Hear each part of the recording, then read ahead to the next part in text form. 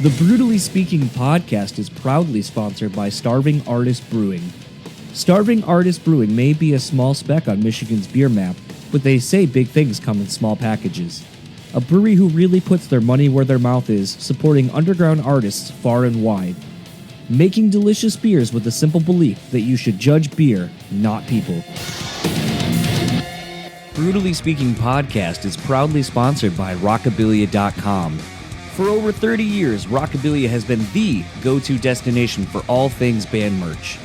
With over 500,000 items in their online store and collaborations with today's hottest bands, you're sure to find something you love.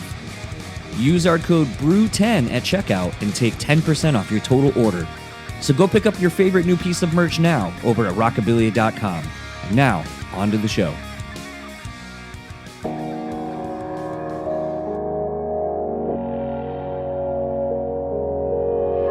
Say you have to have a lot of passion for what you're doing. This rings true because it's so hard that if you don't, any rational person would give up. It's really hard, and you have to do it over a sustained period of time. So if you don't love it, and if you're not having fun doing it, you're gonna give up.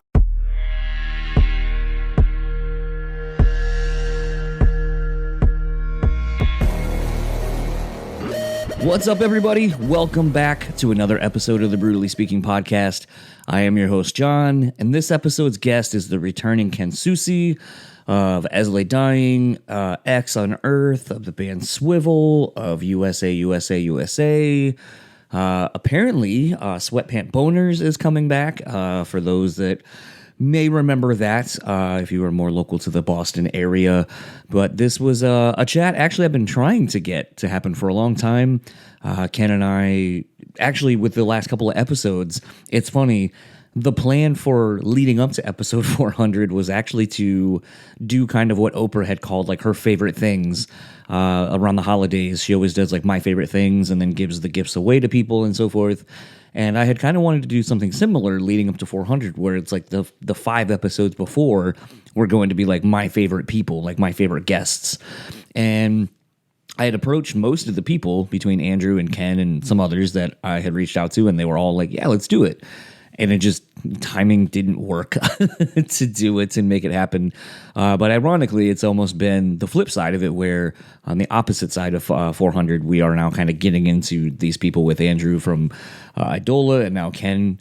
And it's funny because there's such a polarizing opinion of Ken. I mean, even within like the industry. And I think that's like kind of the funny thing too about doing this podcast and kind of becoming friends with different people through doing the show, is knowing that there are people who are like, I don't like that fucking person. And there are times like I will literally see discourse about people in the industry where someone's like, oh, I just don't fucking like that person. That person's a shitbag, blah, blah, blah, blah, blah. And I've always held this philosophy that, you're probably not, there are going to be people who don't like you. There's probably people out there who think that you're like the worst person ever. And, you just kind of got to live your life and, just understand that. But the reason I'm bringing all of this up is because with Ken, there is, and we talk about it, but like, I think there's the public persona of who people think Ken is. And as I've gotten to know him more personally over the years between doing the show and just kind of in conversations we've had off record, there's like the Ken that I know. And I think it's more of who Ken really is, but you don't really see. And it kind of really is almost that philosophy of, it's the 10,000 hours. It's, you don't see someone go through the work and putting in the work typically to make something look so easy. You just kind of think like, oh, well, they're a fucking dick because they're doing something really hard and making it seem like it's not hard. Like, it's kind of taking the piss out of it or whatever. And I don't know. It's so funny because like when people kind of talk about someone like Ken or who they think he is, it kind of reminds me, I guess, of like my friends in Wilson. For the longest time, everyone just was fixated on, oh, they're a party band. All they do is drink. All they do is party. All they do, like, that's their whole thing. And I feel like everyone was missing and overlooking the reality of the situation, which is, yeah, maybe they are those people as well.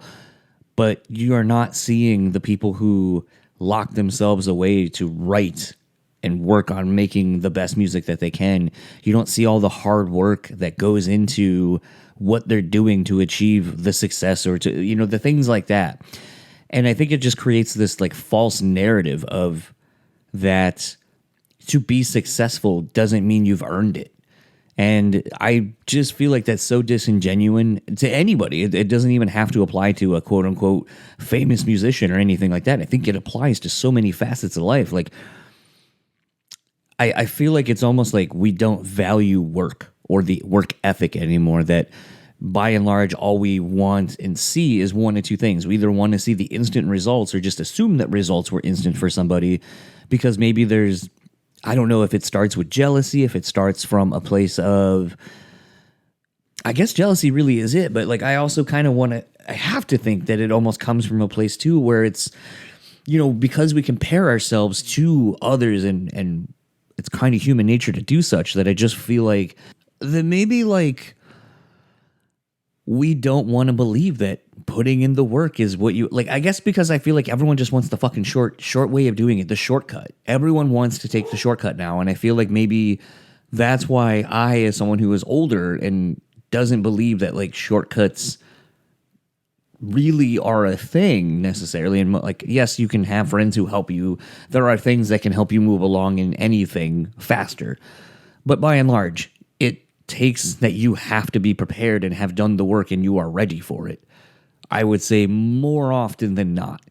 And I feel like that's the part where it just gets a little frustrating at times, and why I want to showcase and bring out these things, because I feel like people should get their flowers for the fucking hard work and sacrifices they've made to be good at something and excel. I actually want to explore that just a little bit more, but for the sake of getting into the conversation with Ken, let's get into it, and I'll talk to you more on the other side.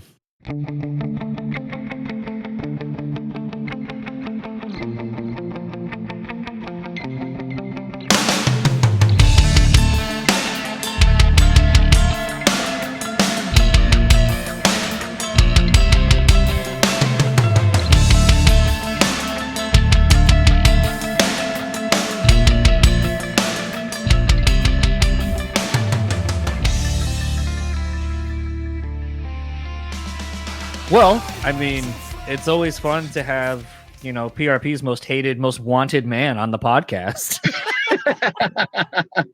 How do you like that for an intro? I was gonna say, yeah, Ken Susi, guys, your favorite target. No, no. I actually have had a good relationship, I think, with the dudes and, you know, ladies and gentlemen on PRP at this point. Like a few years ago, I did this podcast and I got death threats, which was pretty funny. And I ended up finding the actual person, reaching out through my sources, finding the actual person, and just basically was like, listen, you know, like, I don't know what kind of problem you have.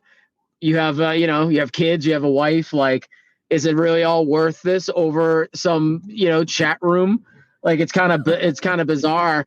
And the dude was like, "Oh no, it wasn't me." I'm like, "Listen, you know, things can be visible if you need them to be, and I'm just letting you know I know it's you. So keep it cool." So sure enough, things died down, but it's pretty. The world's a weird place. I mean, it's kind of bizarre. But I will say this: like, people now, I'm known to go on PRP. So if there's any news about me, it's always great. Like, before I even see it, someone's like, "Oh, Ken's guaranteed to pop up on this," and I'm pretty much like an open book. So I have no problem with telling people the truth and how it is from my perspective. And I actually really like PRP because people's names are attached to it, and there's more civilness. But you know, like, I do pop in like Lamb Goat and all those other ones, and I just like, I laugh whenever I see people like hiding behind an anonymous tag and, you know, and saying what they want to say. It's all in good fun. Like, it's all stupid. Well, it's like, it was kind of amusing. The other day, I had someone comment on my Pepper episode, and like, I mean, granted, it was like, I think we talked for maybe like 22 minutes, and there's probably like almost 12 minutes of intro, outro on either side. And it was the thing where in the beginning I was just kind of like, I had some audio issues. I tried cleaning them up. I tried doing a handful of different things. At the end of the day, like, this just is the best it's going to be. So apologies. And someone commented on the YouTube version. They're like, "Cripes, just get on with the interview, dude." And like, I was like, you know what? Everyone has been commenting on this has been like, "Sounded great, dude. Pepper's such a great dude." It literally sounded like you guys were just at a bar, which we were, just talking and stuff like that. So it's like the one negative comment I got. And I was just like, sorry, I made you fast forward through something that you chose to click on and is absolutely free. But it gets to the point where like, you just have, if there's no, like, what was the point of even doing that? It's like, just, you could have just not said anything and had the exact same impact. Yeah. Here's my take on podcasts in general. And I back that. Like, in a world now where people censor so much or, you know, they package things up for you in order to digest them quickly. It's actually really nice, whether you're listening to, you know, people politically on the right or the left, or, you know, sports medicine or doctors or anybody do a full podcast, and you get to hear their actual words and them actually speak. Is I think it's tremendous that, you know, people like you and others in the world do this, because podcasts are just, it really is the news, right? If someone says something or they feel a certain way or they've studied a bunch and they want to talk about it, it's all there in the open and it's there forever, which I actually really like that, because if people change their minds or they admit that they're wrong or you're just getting unfiltered, you know, news, if you want to call it that, or perspective. And, you know, it is what it is. So everyone chill out, you know? I do feel like when you had told me like what had happened to you after one of our last chats, where I was like, oh, didn't think the flip-flop bands thing, whatever. I don't even remember what it was. I just remember like you caught some shit for something you said. And I didn't really think much of it. And then when you're like, oh, I got a death threat, I was like, shit, I probably need to be more aware of, I guess, like possibly protecting the other person from themselves at times, and sort of having the weight of like doing this. Like there has to be some responsibility on my end. Like I can't just throw shit out like I guess I used to, because like I guess it's at a level where it can have real life ramifications, and it's not something you ever think about. I mean, I didn't until that happened to you, and I was like, oh shit. I guess I need to be more accountable. I actually think it's not you. It's more so about when you put yourself out there in public, which I have for you know, more than half of my life, and I'm not necessarily a Boy Scout, you know, and I never claimed to be. So if I've ever like, you know, hooked up with girls on tour, or they hooked up with me, or I said something that was off color, or just to be funny in a room, or you know, or I was just acting wacky, you know, that's a part of my personality. And, you know, I would never do anything to hurt anybody else. I would never do anything to make someone feel bad. I would never do anything to impose myself on somebody in a negative way, whether it be, you know, with another female or one of my friends or anything. I am very pro, like, good times, party, make everyone feel good. If there's any type of like sparring, you know, like it's the, you know, tongue in cheek, you know, brushed elbows, kind of like, you know, like whatever, a joke, you know, and I always make it very, very clear. I never try to intend to hurt someone's feelings, but, you know, some people think, and this is the crazy part about being somewhat popular. I'm never going to call myself a celebrity, because I'm not, but people tend to feel like they've met me once, or they know somebody that knows me, and there's an urban legend about something I might have said or done from years ago. I mean, when I was 20, I mean, you know, like, or whatever. It's just bizarre that people, you know, they pop up and they just say like, oh, I know that guy and he's a jerk and he's done this and he's done that. And I've actually had to pop in on, you know, like forums and stuff and say like, hey, what you're claiming happened never happened. So I don't know why you're jumping out here saying like it's fact. Like, you know, it's bizarre how deranged people feel that they know you, or they thought that they saw you, or they tell themselves something to trick themselves into believing some narrative about somebody. And to be totally honest, like anyone who knows me I'm a very giving, I'm a very caring person, and I like to have fun. It's just, I don't make excuses for what I do or how I've done or how I've lived my life. And I think like some people just don't like me for that reason. So you can't please everybody. But I have popped up on like forums and stuff and actually put people to bed and just say that I don't know where you're getting information like that. And that's like wrong. Like, like you have to stop because that's not fair. Just because I'm in a position of, I'm on stage and I'm doing things, it doesn't mean that you get to say whatever you want about me, even if it's not true. Do you feel that? Does it scare you, I guess, now that that's kind of becoming more of the world we live in now, where, I mean, shit, I guess kind of taking it to a whole nother level, but sort of on the same thing we're discussing. I mean, AI now with what we can do with it, where you can, Photoshop people very realistically doing shit that they didn't say, taking their voice if they've ever done anything and making them say shit that is clearly not them saying it. Does it ever worry you that by what is like what you have done or what is out there that like that could just get taken so far out of context? No, not really. Well, no, actually, when I say no, yes, to your question, yes. I think it's very scary that anyone can make something or make an accusation or do something to out somebody. I'm not worried about me because I know deep in my heart that I've lived a really good life and I've tried to bring, happiness to everyone who's around me in good times and bad, no matter what the scenario is. So, even though, I'm a polarizing person and I've always been like pro party and yay, cool girls and, rock and roll and whatever, I would say that I've tried to always do right. I mean, I'll tell you a quick story real quick and then I'll answer your question. Like my best friend in the world is Frank. His name's Frank Pino. And he played in a band called he played in a band called Waltham. The day I met him, I played a Motley Crue tribute band with Brian Fair and Buzz and Derek Kurzweil and some other guys. It was basically Shadows Fall, Unearth, and Killswitch. We all got together and we did like this Motley Crue thing. And the premise of the band was like, yeah, we're gonna do this Motley Crue set. We all like learn these things and like the songs and stuff. And then like Brian Fair and I are like, well, we're in Motley Crue tonight. Like, let's get drunk. Like Motley Crue would. And we were like, I mean, I listen, like back in the day, we used to drink pretty hard, but this was like way over the top. And we sounded horrible on stage, which was cool because the crowd like laughed and liked it.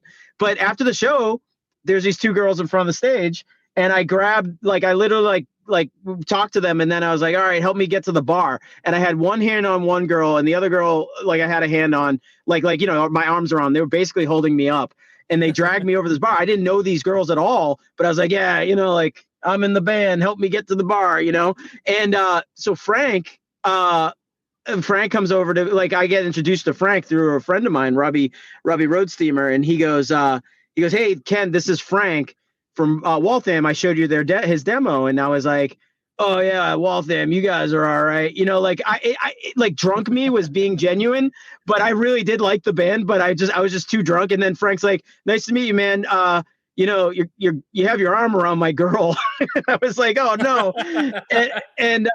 and like, I was just like, oh, whatever, dude, like they're holding me up. So it could have been a weird instance. And like, I was just drunk and being stupid, but ultimately, like, this is where like character pops in. Like, I had like the next day when you hung over or whatever, nothing bad happened or anything, like I just kind of like went off and did my thing. I hung on the bar. I probably like drank the rest of my night and someone drove me home. But what ended up happening was the next day I called Rob and I was like, listen, I have this odd memory of one person I might have offended. I was like, I think it was the guy from Waltham. I don't know. I think I bummed him out because I was like holding on to his girlfriend. She was holding me up or whatever. And I said, I'd really like to call and apologize. So I like called Frank. I didn't know this guy from a hole in the wall. And I was like, listen, like I might've been inappropriate last night, but I was literally level 10 drunk. And I, didn't put any moves on your girlfriend or anything like that. She was literally holding me up, but I had this awful memory of like being rude to you, or I thought I was being rude to you. And I'm sorry if I did. And sure enough, he was like, really respectful of, the fact that I was being genuine. And he was like, "Hey, I'm having a party tonight. You want to come over?"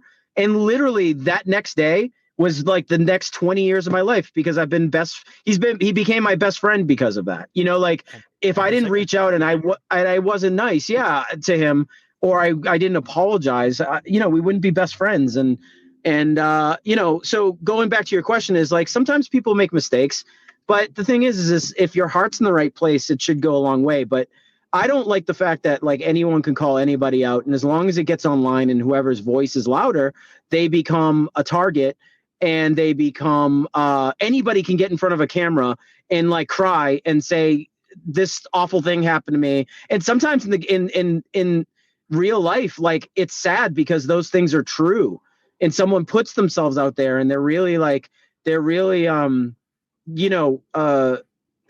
don't know what the word is courageous maybe for doing that. But ultimately, like, the internet's not a place for that. I don't think. I think the courtroom is. And I think, like, if something bad happens, you should really take legal action. Shouldn't just, like, smear someone's name, So I get nervous that, like, a lot of young musicians are playing shows, signing autographs, interacting with fans, and God only knows, like, what happens on either way. Sometimes it's in jest, sometimes it's not.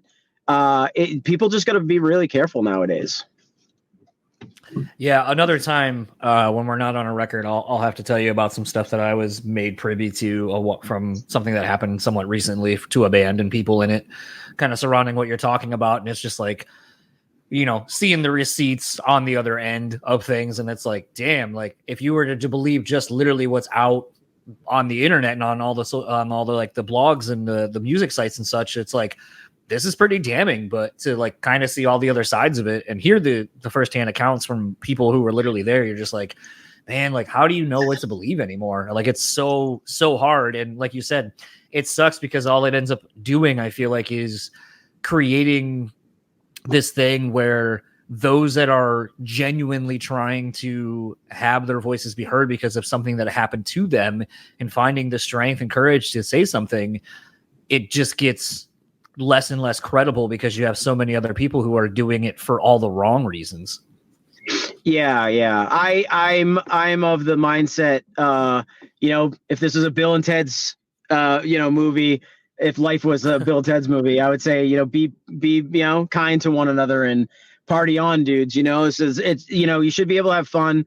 You should be able to have your heart in the right place and have fun. And for those that try to ruin the good time, that sucks for everybody. So we live in scary times. There's a lot of delusional people, but then again, there's a lot of people that are telling the truth. And because of that, it's very tough to, decipher what's real and what's not. The thing that bothers me is that people that have no, and I'm just saying in generalities, people that have no connection to a situation just base an opinion on things that they're not educated enough to discuss. And it's the same thing with, like, politics for me. Like, so many people are like, "Oh, did you hear Donald Trump did this, or Joe Biden did that, or this guy did that, and this and that?" I'm like, I can't comment because I'm not in the government. Like, I don't know. I've never met either one of those guys. I don't care. Like, I have an opinion, but I don't know. I'm not there. Who knows? 100%. I kind of moving on to something a little less, I don't want to say trepidatious with the territory we've been discussing in for the last, like, 10, 15 minutes, but something a little more upbeat, I'll say. So, the last time you were on, was almost at this kind of very pivotal point in your career. If I can be so frank to say it like that. I mean, essentially, unbeknownst to me at the time when you were on, I had kind of asked you, because at the time Unearth had announced, I think, a European run that you were going to do with As Lay Dying. And then obviously we all now know that you're, in the band, at least in a touring capacity. I think I did see something somewhat recently saying that Tim said you and Nick and Ryan are all writing at least on some new stuff. So it's one of those things that almost kind of has serendipitously kind of come full circle to where, I was kind of asking you as an elder statesman of the scene and so forth, just to kind of about, people getting upset at you for taking the tour. But beyond that, how has it been for you? to, kind of this new part of your career to kind of start something new, almost what, 2 decades into the career? Yeah. And I appreciate you asking it. Like the way you just phrased that question is really nice of you to phrase it the way you did, because, this is something that I see a lot online. I have been getting a little bit of flack from some, people that I don't know that are like, oh, Ken's taking a payday, and that band is this, and they should just quit, or Ken's Tim Lambesis is whatever boy, like whatever it is that whatever it is that people think, it's just like they're so far away from like the reality of really what happens behind the scenes that they just don't know. And I can't like fault anybody for knowing. Like financially speaking, like I've always been really good with my money. I don't have to answer to anybody when it comes to financials. I don't have to be in a band to make money to survive. I've done well independently, even outside of music. So like, that's just not a question. But ultimately, I've known the As I Lay Dying guys for a very long time. Tim, I met a very, very, very long time ago, maybe when I was like 20 years old and he was still on the West Coast, and As I Lay Dying didn't even put out the Pluto record yet. And we met at VFW Hall. He gave me a demo tape. I've had a relationship with him that long. So, Phil, I've known since he was like 18, Jordan, Nick, Hippa, Josh, all great guys, all great friends, still are to this day. As I Lay Down, Unearth was like I started playing guitar with Buzz when I was 17 years old. We were in another band, and one of the hardest things in my life I ever had to do was step away from the band that I started. I started Unearth. Buzz was in .04. I joined his band, and I was literally like, hey, I can't like work with this particular singer in this band. And I like, it would be great we're more capable of doing something better than this. And I'd really like to explore it. Do you want to come with me? And we ended up like folding that other band, starting Unearth, me, Buzz, Rover, and Mike Rudberg. And it was, all uphill from there. And we all had such amazing years together. And so we saw so many successes and so many, catastrophic failures together that will always be bounded by blood, me and the guys.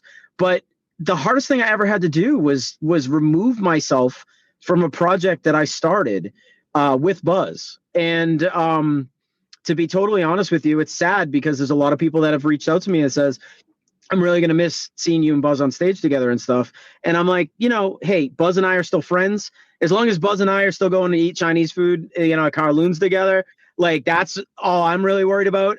He's always going to be tied to me, and I'm always going to be tied to that band. But I didn't leave haphazardly. There's significant reasons why I left that band. And it hurts me to leave. But sometimes when you're the only guy saying no to things and the other guys are saying yes, and their trajectory is much different than yours, I had to remove myself from the situation for the better, for my own head's sake and their head's sake, like if that's even a word or a term. But I just had to remove myself for both parties, just because it was starting to become frustrating to work with each other. Not because we're not brothers, not because I don't love the music, and not because I dislike anybody. We're all still friends.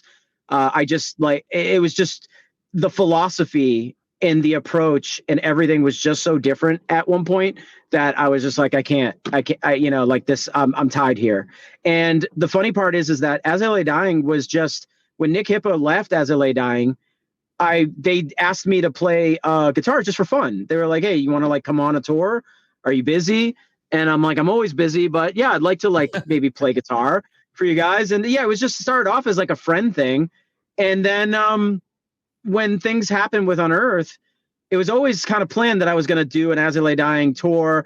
And, eventually I was like, I thought it'd be cool if like, maybe we could all pair up and As I Lay Dying could do a tour together with Unearth and all that stuff. And then out of nowhere, things went south with Unearth, internally for me. And I was just like, all right, well, hey, listen, I'm available more than you think. And I had that conversation with Phil, and he's just like, well, let's just see how it goes. Let's do a tour. And that's where we are right now. We did a tour. We did a few tours, and it went really well.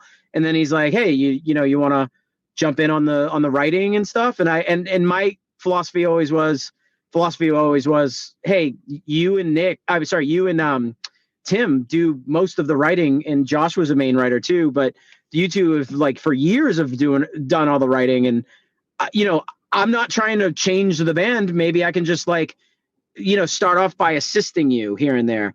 Oh, hold on 1 second. Let me just pause for a sec. Okay, so yeah, I'll start from there. I think I was just saying, Tim and Phil approached me, asked if I could, because the tours went so well and the chemistry was really good with all of us on stage. He was just kind of like, they both were like, would you want to write with us? And I said clearly, like, you guys have been great writing your own records. You don't need my help. I know Josh was a big part of it too, but those two guys have written a lot of material together over the years that did very, very well. So I was just kind of like, I'll assist. I'll come in there and I'll help out with the process, and I'll do my best. And I never expected to do a record with those guys, but here we all are kind of collaborating and doing a record, and it's great. I guess to kind of like answer the question is, I'm not technically a full-time member or anything like that. No decisions have been made in that sense, but I am definitely indefinitely touring with them as of right now. And, would I like to be a member of the band? We'll see how that goes. But yeah, I march to the beat of my own drum, and I do what's right. And sometimes in your life, I think if you look at As I Lay Dying and the decision-making that they've made, as far as the band goes and records go and how they tour and at the pace in which they tour, it's drastically different than what Unearth's doing. And I'm not saying one's right and one's wrong. Unearth is definitely the type of band that will play wherever there's electricity. And for better or for worse, some people see that as a pro and some people see that as a con. But like ultimately they're busting ass, and I want them to succeed. There's no world here where I want to see Unearth fail or see the guys be bummed out. I want them to succeed, and I want them to be happy. And I think the feelings are mutual back at me. But ultimately, I didn't have to join As I Lay Dying for financial reasons. I didn't have to do anything against my own will. To be honest, it was a really good situation. It was a really good band. And to be honest, out of all the bands in the scene, Every Time I Die would have been a band that I could see myself playing in. Killswitch Engage is a band that I could see myself playing in, or As I Lay Dying is a band I could see myself playing because I genuinely like those bands so much. So when the opportunity found itself, I was like, well, of course I would play with them. It just makes sense. It's a lateral move. So, I mean, and this is going to be the part where I'm sure someone on YouTube is going to be like, man, fuck it. You should have just let Ken keep talking. Because I'm probably going to talk for a little bit here. Go ahead. It's a thing where, like, because I think you and I'm going to be like 39 in a couple of months. I think you've got a couple of years on me, but like we're roughly the same age. Yeah. So to me, what's interesting and what I meant kind of more by like, you're 20 years into your career and you're starting, how does it feel? It's not like, someone might ask you that question and they're looking for dirt.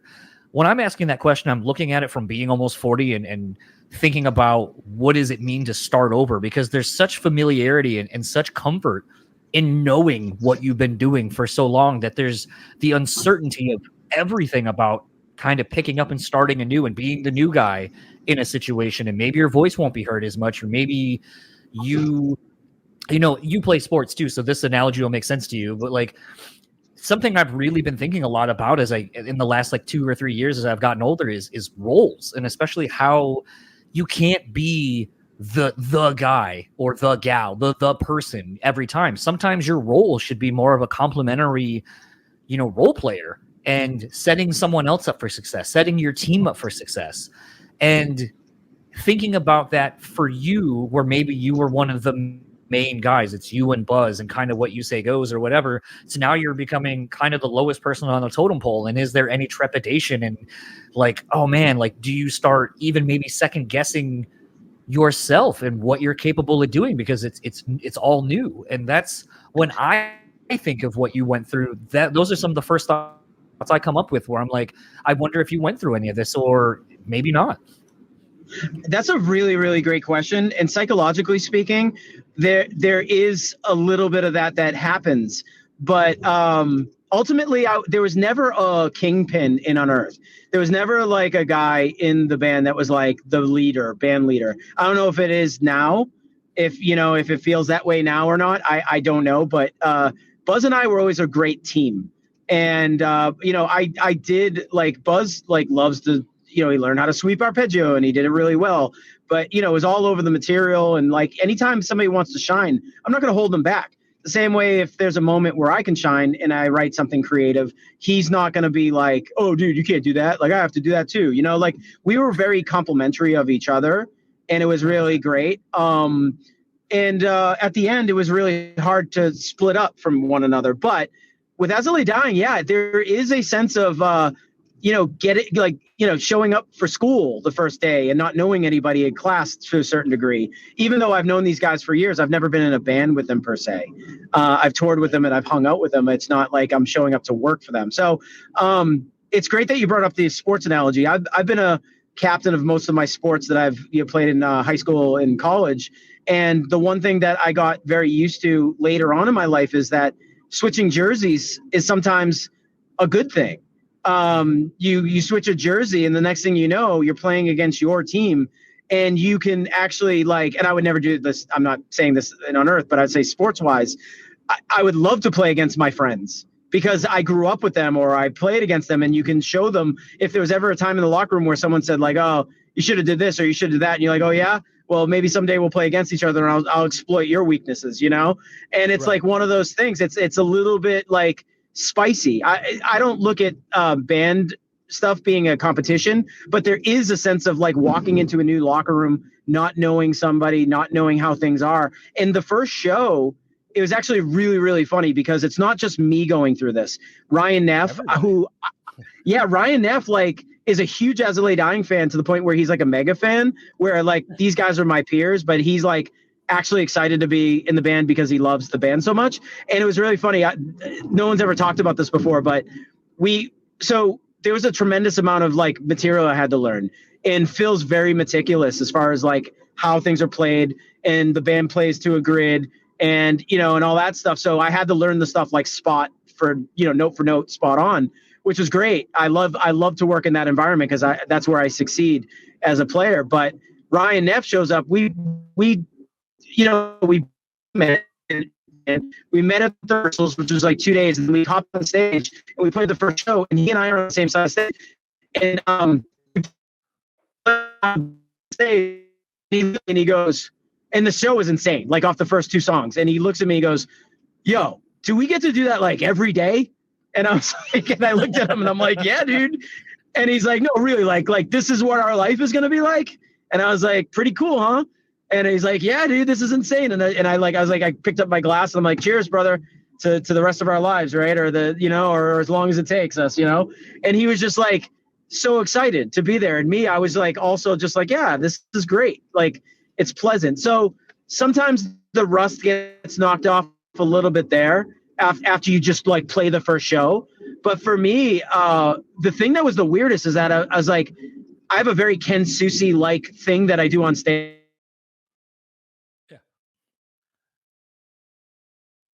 Bloke antics, like I belt off and whipped my guitar and yelled Indiana Jones on stage, or kicked my cabs over. That's just like my thing. And I kind of like, I call it exploring the space. And I didn't do it for the first 2 or 3 shows. And then I went to Phil and I went to Tim and I just said, guys, like, I'm fucking like, regardless of if I'm in your band or not, and I know you guys have a certain way of doing things, but like, I'm Ken Susi, like, I'm going to do push-ups and I'm going to fucking get the crowd into it. And I'm going to do my shit. Is that cool? And they're like, yeah, please do it. Like, we were wondering why you weren't. And I was like, oh, okay, cool. So I think that like me being me on stage is just like the fact that they were like, gave me the blessing to do it. I didn't want to like F up their band. Right. But they were like, no, we like what you do and we like what you contribute just keep doing it. And, within reason, if there's anything crazy that you do that's too nuts, we'll let you know. But like, ultimately, like, have fun. And I have been, it's been great.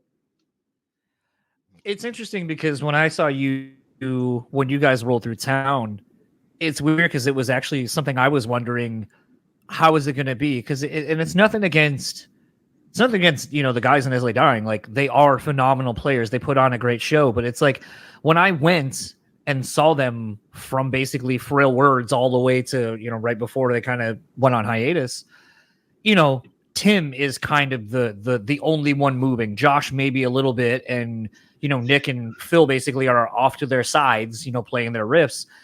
And having not really seen Ryan personally, it was kind of, well, I know what you and Buzz are all about, and it's honestly something between the complexity of what Nick and Phil were doing, where it's like we're playing complicated riffs. We kind of need to sit here and play these, but it's also something between that and like Every Time I Die, or like Dillinger, like The Chariot, where it's like, it's also about a moment. And this moment for you, it happens every set. These are the songs we play, and these are the things we do. But each moment is different because the crowd is different. The people are different, and how they react to these things is different, and what it evokes out of you.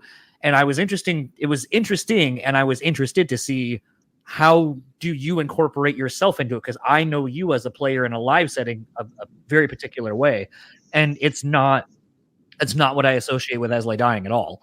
Yep. So it was good when I saw it, because I think at that point you had already done an overseas tour, maybe some festivals, and you were about midway through the US run when you came through here. So I feel like I really got a good representation of, how you were all gelling as a band. And I mean, for me, and this is, maybe speaking a little out of turn, but it's like to see you guys after the set, like on the bus and so forth, like kind of really showcased, I think, who you all are as a band together behind closed doors. And it's definitely something where it's like, it didn't feel like you guys were new. It felt like if no one would have known and someone were to be introduced to the band, it'd be like, oh yeah, this is the band, clearly. Like, it's not, Yeah. These people are all new. It didn't feel like that. Yeah. You're hitting home runs here. Like, this is something that people don't see. No, like, these are really good questions. Like I don't get asked good, like, rich stuff like this regularly, but you're right. Like, so Ryan Neff and I don't know each other very, very well, but we became like instant, like, same side stage guys together. He is he's like one of my favorite humans. And I obviously have a relationship with Tim and Phil that are different than everybody else.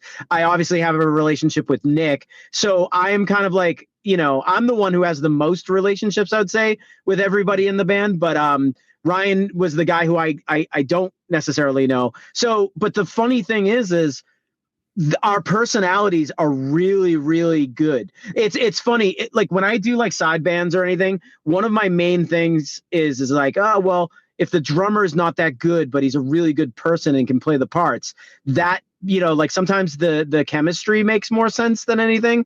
Right. Phil and Tim, like, casted the band as it is right now in a really good way, because Nick and I already have a relationship, and like, Ryan fits perfectly with everybody, and all of our personalities are very similar. The way we think about business or shows or merchandise or what we're doing with our time is very, very similar. So we're all in sync and we all get along really well. There hasn't been a band fight. There hasn't been a band anything. There hasn't been anything crazy that I can point to say like, whoa, this is a red flag for me as to why I shouldn't play in this band. But yeah, you're right. Like, if you were to just walk on the bus, you would have like 4 or 3 guys just being like, hey, you want a drink? Or hey, and like, we'd all be talking about the things we're talking about as if we've known each other for a very long time. And it's weird because you don't feel that chemistry, but like, you don't feel that chemistry often. But when I started playing with these guys, even off the first show, I was like, wow, this all clicks. Everybody's like, tight playing wise. Everyone's like tight personality wise. One of my other best friends, Otto, is the side fill monitor guy. So it's like everything makes sense. But what I will say that's actually pretty important here is that, the original lineup of As I Lay Dying, and this is me speaking of my own perspective from being on the outside. Jordan, Phil, Tim, Josh, and Nick, all different personalities. Every single one of those guys has a completely different personality. When I say they're all so different, it's crazy. So when they were together, obviously the band's great and they make magic and stuff, and sometimes bands thrive on that, but those personality differences are so great sometimes where the band can't be functional. I don't know. I'm not going to disclose like whether or not that's what like split them all up or anything. I'm just saying the outside perspective that I have, knowing them all individually differently, is like they're so different. Whereas like if you met me and Buzz separately, you'd be like, oh, I can totally see why they are part of the same circle or friend circle, right? But when you meet like each one of the guys in As I Lay Dying, you'd be like, wow, like I couldn't picture these guys in the same room unless if they were in As I Lay Dying together, and I've known them that way. So there's something to be said for that. So yeah, the older, the last lineup is obviously truly great, but I understand, there were things there that I can't really disclose, and I won't. It's not fair to anybody, but I will say, the new lineup is like we're kind of geeky in the sense that like we played Alcatraz, and we can't believe how tight we play. Like I actually can't believe how tight the band is. Like I've listened to Unearth shows like for years, and we're tight. We're a tight band. But the way As I Lay Dying is structured and how we play, I like there's a live Vakken performance and there's a live Alcatraz show that's online floating around somewhere. And like when I saw those and we all saw those together, we were just like, I can't believe like there's no notes being missed. Like we're really, really, really like gelled and tight together. And it's almost like weirdly bizarre that it feels like we've been playing with each other for such a short period of time, but it feels like we've been playing together for a very long time. Well, I would almost guess to venture. I mean, this is 100% my opinion. This isn't, because I've already, some of the things I've said, these are part of conversations that you and I have had, not doing this. So when I say this, I don't want anyone to think this is me talking for you or something we've said. This is 100% something that I've noticed and I'm thinking. But I'm wondering if it's because you all collectively felt like you had something to prove, prove the doubters wrong, prove it to yourself that there was the bar was set so high that because so many people wanted this to fail, that you all collectively went into it knowing that you had to be nothing if short of perfect to prove to yourselves collectively and individually and to everyone like there's a chip on your shoulder. To be honest with you, I think I'm the only one who said it backstage here and there because we don't talk about that very often. But there's sometimes where like if someone had a bad show or someone's like, oh, I missed a note or my guitar was out of tune or whatever, my tech handed it to me and it was like my guitar broke. I'm like, listen, like I'm always of the mindset like we have 3,000 shows to play together. Like you got this one, whatever, is your bad. Who cares? Tomorrow we're going to wake up and play another show and we can totally redeem ourselves, like after that. I always say it to the guys. I'm like the first show that we had with them, I literally like just said, guys, like, I'm not like trying to rah everybody in this room right now, but every night that we get out here, we have to put on like a tremendous performance because we're a new band and we have to prove it to the world how good we are because we know we're really good. And everybody like looked in the room and we're just kind of like nodding. Yeah. Like a sports team. Like, yeah, we are good. Like we've done the homework. We've been here for the, the history of this band, and some of us as fans, some of us as peers, and we all know what needs to happen and we know how we have to do it. And I think the band, ever since that first show, when that was said, it's been unspoken that we have everything in the world to prove. And I think everybody does have that like exciting new, that fresh car smell, like, oh my God, this is all brand new and it feels good. And everyone's like playing a little looser because we're on the warpath a little bit, you know? Yeah, I mean, it's funny because sometimes, like, you know, you were just kind of saying, like, you don't get asked these, yeah, I mean, I don't know if you want to call them juicy or these, you know, thought out questions. And a lot of it literally is just me thinking. Like, I had no idea what we were going to talk about, where it was going to go. But I know, you know, something I love about doing the show, especially with having people back on that I have become friends with since doing the show, is I love kind of showcasing more of like the person I know that maybe not everyone gets to see. And it's something for me, not that you need my validation or me to bring it out in you, because it is who you are. But I think sometimes it's a little upsetting when people are just like, oh, Ken's like the guy who just drinks a bunch and riffs. And it's like, I mean, yeah, he is that, but like, also you should give him more, like, he's more than that. And I think people should see a different side of everybody, like see the side that like most people don't get to. And, you know, I know it's maybe not always like the thing, because, you know, I'm not saying you will go about it thinking like, oh, it's going to ruin my credibility or anything. But, you know, you were making a comment earlier about how, you know, you've been really good with money and that you know, didn't necessarily need bands to, like, the band to be your sole source of income. And I feel like that's such a huge part of who you are and who you've become almost in this secondary phase of your career of, like, you know, working with Fishman, doing as much as you've done with Fishman, when most people will be like, oh, you know, I'm touring. I'm kind of just the face and I do some stuff. It's kind of all bullshit. I don't really do any real work. And it's like, you know, half the time I feel like you're probably as equally invested or more so sometimes than being the band. You know, Ken is the band guy. And to me, I think that's very admirable. It just showcases that you're wanting to put in the work and willing to put in the work. And I think it, you know, goes back to sports even, where it's like, you know, what's the old phrase you would see on your, you know, in the gyms and stuff like that. It's not the hours you put in, but it's what you put into the hours. And Right. It's a thing to me where, like, you know, I've always seen you like doing a million things, and you're someone who doesn't do shit just because you want to. You do it because you want to be doing it and you're passionate about it, and it's something you have to do.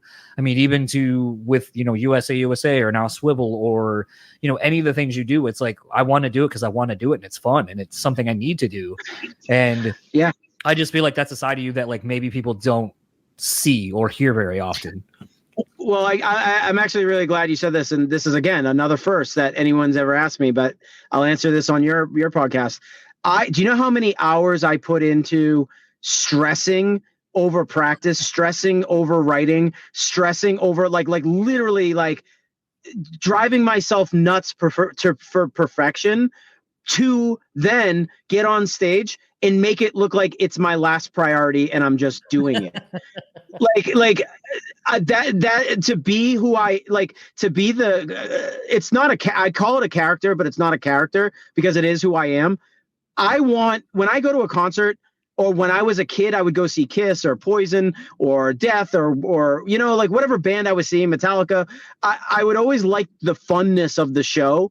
So I don't want people to show up to a concert, have me stress out in my studio, you know, for hours on end, writing a riff or performing a riff or whatever, and then to get on stage and be stiff and performing the riff just as stressful as it was to write it.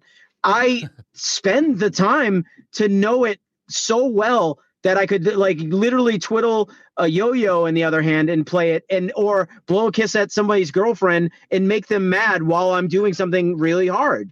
And people don't understand that's a craft all in itself. Like the fact that I play to a click and I have to be tight to a click, but also then, you know, be myself and run around and be fun and like make it look easy and chew gum and like while I play. And that's a really, like, people don't understand how many hours I put in. And then like, also let's talk about Unearth. Like, let's talk about me being a drunk asshole on tour, or just being like Ken Susi, being stupid. That is me. Like back then when I used to drink a lot, that was me like kind of exhaling at the fact that like all the years I spent in a van counting money, making sure that we paid the merch on time, making sure we delivered the merch money to the person that's printing the new merch, you know, or keeping the books at zero and not in the red, all those years, to finally being in a tour bus and being like, oh God, I can finally be on vacation and play guitar and drink or, you know what I mean, or be just stupid. And like, I earned that time in my life. And now that I'm a little older, I don't drink as much. I do when I feel like it's a celebratory moment, but I spent a lot of time like doing things. I mean, the whole first year I worked for Fishman, I was in a tour van with Unearth, and I was in the very back bench making cold calls to all my friends being like, yo, I want to send you like pickups to try out. They're unbelievable, which they are. Like, I didn't have to say anything more than that. Just please, like, check these out because I'm blown away. You should be blown away too. But I did that for 3 years straight, talking to artists, not to mention all the real estate shit I do, like, you know, ordering like parts for a house, and then getting home from tour the night of, and then the next morning waking up super early and doing the electrical in the basement, or, you know, or like, you know, sheetrock, or, you know, just, you know, exchanging toilets and stuff. People don't see this stuff that I do, but I work hard at every single thing I do to only make it look stupid and easy on stage, because that's the way I like to do it, you know? Well, I think maybe another phrase that most people wouldn't associate when saying your name, but I think it's a thing where there's a bit of humility in it. Because I feel like a lot of people could go about it and say like, I do all of these things. But when you do that, you're just looking for the accolade. You're still looking for the you know, attaboy kind of shit. And it's like, you do all that, and it's like there's so much, like I said, that I know that you do outside of what you're known for that no one knows. And I'm just like, I mean, I'm building. I'll literally go on tour. Yeah, I'll literally go on tour and build a house the next day, or start working on building a house or framing something or whatever, and putting my hands in jeopardy, you know, to do something else. And but if you go, like, here's the thing about me is I'm talking about it right now. Go on my social media. You will not see a single picture of me standing next to any of the artists that I endorse. I endorse Tosin Abasi, Richard Z, Mick Thompson, like name the artist, and I'm working with them with Fishman. How many photos you see me standing next to them being like, hey, I'm here with this guy? How many photos do you see me with plaster all from head to toe being like, I put in a hard day worth of work today? No, I don't do any of that shit, because it's nothing that you like. People don't fucking know what I do. And that's the way it should be. I'll post the glorious moments. I'm not going to sit there and post like the struggle, because I'm not an online motivator. I motivate myself. I'm not trying to inspire anybody else. I'm not trying to do anything. I should be with all the shit that I do, but that's not my MO. And to be honest, I was doing a live stream once a week for a while, and most people I know charge subscriptions and all this other stuff. I was literally putting myself in front of a computer every day, every Wednesday, to like literally give back, just because I was like, I feel that I think I should open myself up to anybody who has questions about me or what I do. Yeah, I didn't charge anybody. I think that even goes a step beyond and kind of showcases a little bit more. And I didn't say this at the time, but it's a great circling back moment. You know, you were talking earlier about how you've been more active on like PRP and like Lambgoat and stuff like that. And I feel like once I saw you doing that, I feel like a lot of the narrative, quote unquote, about you changed, because, you know, you were willing to take the time to write out well thought out responses to people's questions or concerns or, accusations or whatever. And I feel like I literally saw it in real time, people changing their perspective on what they thought and what they knew, quote unquote. And I feel like the same thing kind of happens with a lot of the other endeavors that you've been doing, you know, those Wednesday live streams on all your socials, basically. And it's like, you know, I mean, again, this is me speaking, not you, something you've said, but I mean, the amount of times I've literally heard you say and answer the exact same questions about, you know, what's the difference between the Fishman fluences versus, you know, these ones, or, you know, are these passive or are these active, or, you know, or like how hard is it to wire, or what's, you know, better, the rechargeable pack, or, you know, whatever. Like seeing you answer the same questions almost week in and week out, it was just like, damn, like you could almost just clip out like a bunch of the phrasings of what you said and be like, okay, here are the frequently asked questions. Here they all are. I'm not answering these anymore. But you always would do it. And then you would always just be like, by the way, you can go to this website, and you never said it like in an asshole way, but it was like, you can go here. Let me pull up the diagram for you. Let me show you how to do this, because you have an understanding of it, whereas someone else doesn't. And, you know, it's one of those where I think in music, and especially when you start getting into gear, like it's such a daunting thing because, you know, it's such a gatekeepy type community. And I could see someone being afraid to ask those kind of questions, especially if someone of your stature and knowledge. But the fact that you're willing to be like, here, let me pull up the thing. You have access to these tools as well. And then let me explain it to you. And then you always coincidentally are always like, and if you have any other questions, feel free to shoot me a DM. If you feel to email me, like whatever, like I'll help you out as much as I can, getting you the answers you want. And it's like, you don't have to. I know. Do you know how many like legitimate questions I answer, even though like most people have that work-life balance that they talk about, like, oh, you know, like I work and I do this, and then after a certain hour, I shut myself off. If you really want to go pound for pound, I'm a quote unquote professional musician. I am a brand manager. If anybody deserves the hey, it's 5 o'clock and I should check out and walk away from my desk or my computer or the stage and have my own time, it should be me. But to be honest with you, there's people that like just DM me like randomly. Hey man, you'll probably never see this, but whatever. And like I'm always like, you know what? Like if that were me, I would want to talk to me. You know, if I was that person, I would want to talk to me. And if it is a serious question or something, I will answer it, even at 10 o'clock at night or whatever. I mean, I've literally like hopped on the phone before with people that have bought my guitar, like literally from ESP, and like bought my guitar, and then they posted it and then hashtagged or had a question in their comment. And I'd literally like call them on Facebook and be like, dude, you'll never believe this, but this is me. Thank you for buying my guitar. I wanted to just like literally thank you. And here's the answer to your question. And this is how I do it. Like, who cares? Like it takes 4 seconds to be cool. But you know, what's really funny is that like, I feel like I always put myself out there, yet I'm the one who always is like, I saw Ken once and he walked out of a club and I tried to talk to him and he like, yeah, dude, me as he was walking by. And I'm like, yeah, well, sometimes, and I always do write this online. It's like, well, sometimes I might be in a meeting. I might literally get off my tour bus and be on a call with Larry Fishman and my COO and talking about something super important. And I'd be like, hey, I'll be back in an hour or something, you know, like I'm not trying to be a dick, but sometimes I have like important stuff that I got to do and I can't like actually get away from my phone or something. But people sometimes are like, oh, you know, Ken, I saw Ken once. He was an asshole. He walked by me and he never took the phone off his head. And it's like, that's not me, but it is me when I have to be. Yeah. Well, I think like that's the hard thing. And, you know, I was actually talking about it on the episode I just posted, which now that I've been doing these so kind of infrequently, instead of doing like 4 or 5 in a day and then like 2 or 3 the next day, you know, the intros and outros and the things we're talking about and even referencing them, it's like, yeah, this is like days ago that, you know, I'm talking about. But it's even been that way for me sometimes doing this show, trying to do a week in and week out thing where it's like, yeah, like someone might see me at a show and they're trying to talk to me and I'm like, yeah, man, I gotta go.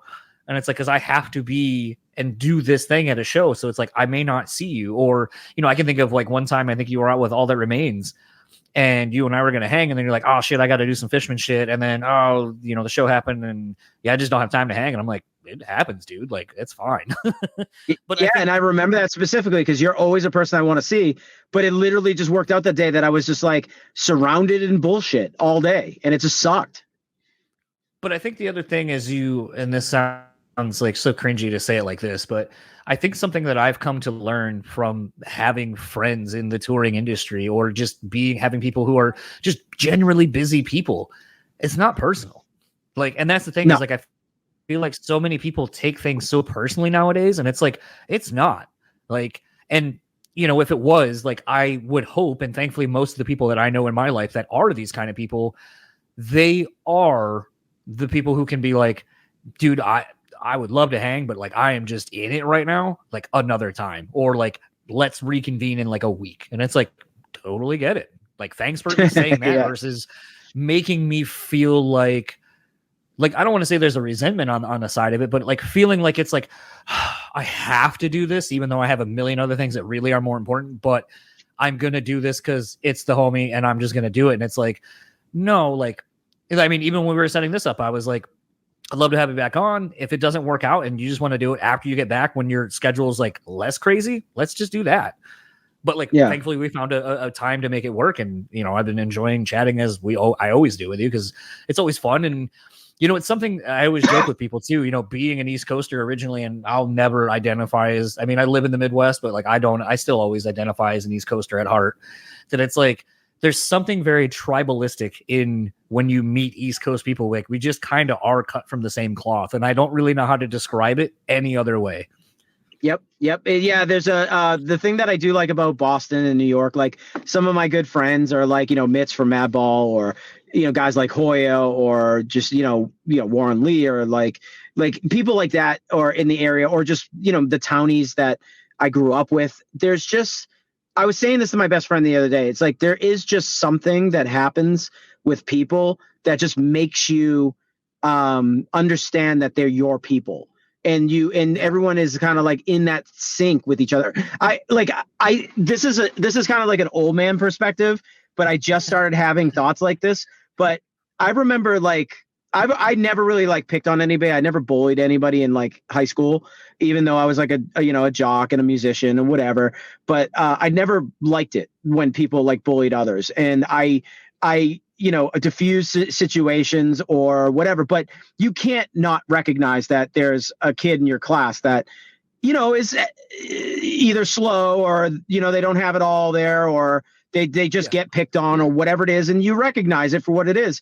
But I remember saying, like, to somebody the other day, we're talking about, I'm doing a band, and I'll tell you about it in a little bit, but it was just kind of like a generality, the thing that I said. It's like, I'm so world traveled at this point that sometimes when you just grow up in the same town as somebody, you got to give them the benefit of the doubt. Even if they're they were the town complete dork, they're your dork, because in the grand scheme of the world, they're still they're still part of you.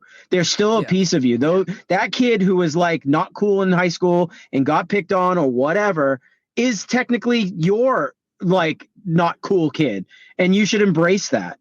And you should never like not be cool like with them because of that, because they're from your hometown. They've drank the same water. They went to the same school. They experienced a lot of the same things you experienced, just in a different way. And you know, I recently, this is going to kind of go full circle with the thing that you were just talking about doing whatever I want.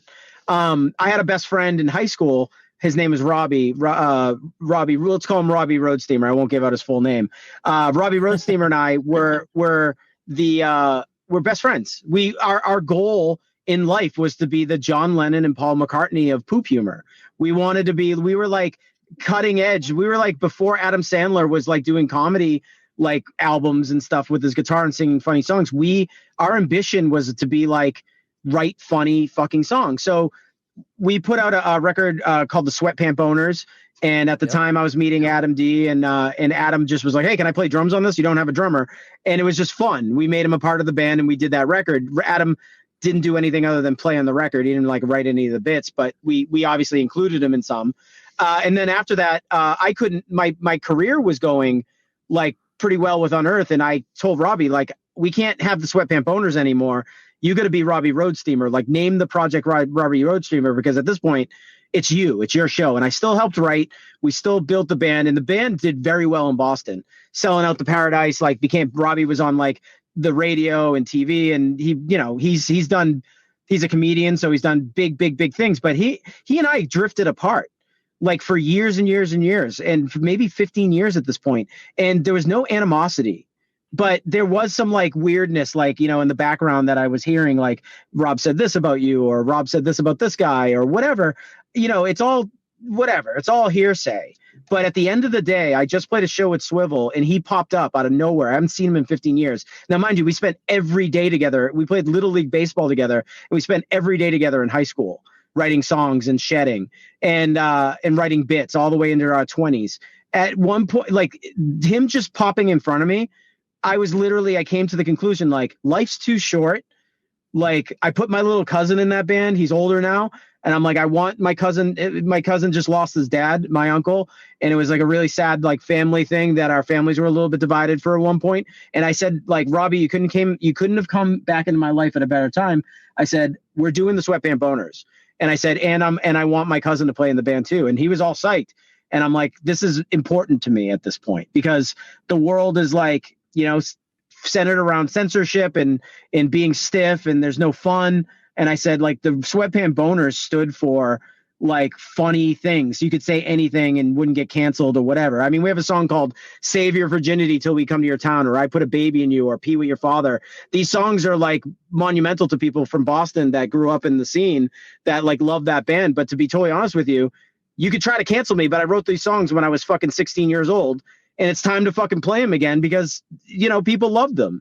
And we're all hometown kids. We're all like of the same mindset. So it's like, talk about like, if there's people online saying like, oh, Ken's doing this because it's a payday or whatever. I'm going to be doing the Sweatband Boners too. Not, like I'm doing As I Lay Dying. Yeah. And you'll see me at a local venue playing with the Sweatband Boners too. So don't be surprised if you see me playing, some 100 cap or a 600 cap club in Boston. It's like, I do what I want. I think, as I get older, and it just becomes this thing where I feel like, you kind of hit the nail right on the head. Life is short. Just kind of do what you want. And, it's like for a while, I think, God, it just sounds so fucking stupid to say it like this, but it's like there's so many people like from doing this. And I blame that literally episode 400 is like 2 weeks ago. So I'm still in like a weird nostalgic, like 7 years almost in like 400 episodes and crazy, like where this fucking thing has taken me and all this kind of stuff. But it's also a thing where like the amount of people that are like a part of my life now that I never thought I would have talked to, like I can almost all the people that are like friends now, I can kind of pinpoint it back to like a weird fan moment where it's like you played here in town. And I remember like waiting for you to get done with the show so I could be like, dude, I'm trying to find like the Burn Your Wishes stuff. Can you send it to me? Because I can't find it anywhere. And you were like, stop for a minute. I remember you just were like, really? And I was like, yeah, I really like those songs. And like, I can't find them anywhere. Like not even a download. I didn't understand you could download off of YouTube in a really crude way, but I'm going to put those out on Spotify soon. Yeah. But I just remember you were like, yeah, man, here's my email. Email me in like a couple of days. I'll send you all the tracks I got. And it was just like a thing where it's like, I have so many experiences like that, where it's like something that I think is cool or just like, it's whatever, because I happen to find it. And it's like that in a weird nutshell is kind of the impetus of like where we are now. And it's weird to think, because it's like, you could have just been like, dude, I just got done playing like a fucking hour set. I'm hot and sweaty. I got to load out. We got to do all this other shit. You could have blown me off, but it's like, and kind of bringing it back full circle to all the people like, dude, Ken just fucking blew me off for nothing. It's like, you also, point proven, were like, so like, oh shit, this weird little thing I did that like hardly anyone knows about. All right. Yeah. I'll send you whatever we got. Yeah. No, I am, whatever. If you catch me at the, at a time where I remember, or if you remind me, I'll do whatever. I don't really care. I just think, again, like for the people that hold grudges and that are just shitty in general, like there's reasons to close the chapter on things for sure, for good reason. And then maybe like in a scenario where you're like, well, if there's no apology or if there's no common ground at a later date, I'll just never revisit this thing again. But then sometimes like the world brings you full circle back for a reason. There may be a time, like for instance, like, and I'm just throwing this out there, maybe in 10, 15 years or whatever, like Unearth, there's a real reason for us to get back together with the original lineup and do it. I would, maybe if my life's in the right place, I'll do it. I'm not looking to do that anytime soon, but I would just say that, it's always open, but life's too short to hold grudges, and life's too short to hate. It takes more energy to hate somebody than to either just ignore it and focus on the good, or just, or just be positive. It actually takes more effort to hate and to obsess than it does to just be happy. So I try to focus on being as positive and happy as possible and do the right things for me.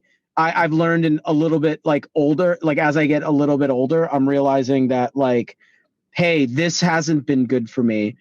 I have to remove myself, or I have to like step away from something in order to be happy myself. which sometimes when you're a part of something, like, let's face it, some people don't get to do one great thing their whole life, right? And for me, I've done multiple great things. I was lucky enough to be a part of like great sports teams and great, like, things in general, like a successful product line and a great band. And like, I have so much to be thankful for that I never forget. But on the other hand, it's like, you got to sometimes like look out for yourself and not be scared to remove yourself from something if it's not doing the thing for you. I think like that's, I mean, especially as I'm getting ready to leave like a job where like I have been busting my ass to be the guy and to, always wondering and worrying, like not worrying, wondering like, could I be the person that like is the boss where everyone goes to? Can I lead a store? Can I lead a team and be successful? And, even though it's only been, 5-6 months or so, you don't get to be store manager, general manager of the district, 2 weeks in a row if you suck. You don't have people who are like, it really sucks that you're going to leave, and having like your boss and then your boss's boss come to your store and be like, what you're doing here is like, just, we really don't want to see you go because like you have really turned some shit around. But at the end of the day, like I came to that same conclusion where it's like, it's not, sometimes things aren't worth it. And if you're not happy, then no amount of success or any of the things that you think you're going to give up, it's the fear of the unknown, basically. It's just not worth it. And, even when you and I were kind of talking on that, As Lay Dying run, when you were here, there was something I had asked you, and I'm going to prose it again to you because what you said I thought was so profound, and I'll expound on it. So I'm going to tell the story, and then I want you to kind of expound on it a little bit more, because I think there is more to it, but I think it speaks to a bigger narrative of getting older. So, I had asked you, how was the tour going and stuff like that.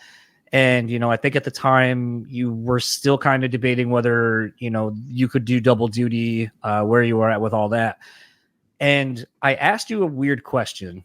And I said, as someone who's gone through therapy and, something about going to therapy has taught me that there are moments where you don't realize they're as impactful in the moment. But when you look back on it, you realize like how profound of it, like this was the moment that changed so much of my life moving forward, or things that happened wouldn't have happened had I not done this thing. I can pinpoint it back to this one instance. And I go, too often in times, and I've said this a bunch on the show, that, it's weird sometimes listening to Doc Coyle's show and listening to some of the bands that, you guys all came up with. And a lot of those people that are on those shows, they still, oh, well, if the label didn't fuck us, if, these things didn't, like, there's no ownership of what has happened in their career. And I do understand that those things happen. But I had asked you, I go, is there a point in your career where Unearth could have gone here and just the trajectory would have kept going up where you were kind of heading?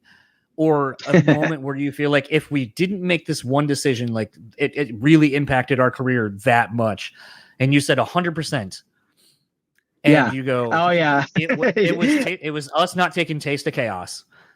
And I remember saying, really, you can pinpoint it to that one show, that one tour. And you go, well, who were the bands that took those tours? And I go, out of your scene, Killswitch and As Lay Dying. You go, and where are they?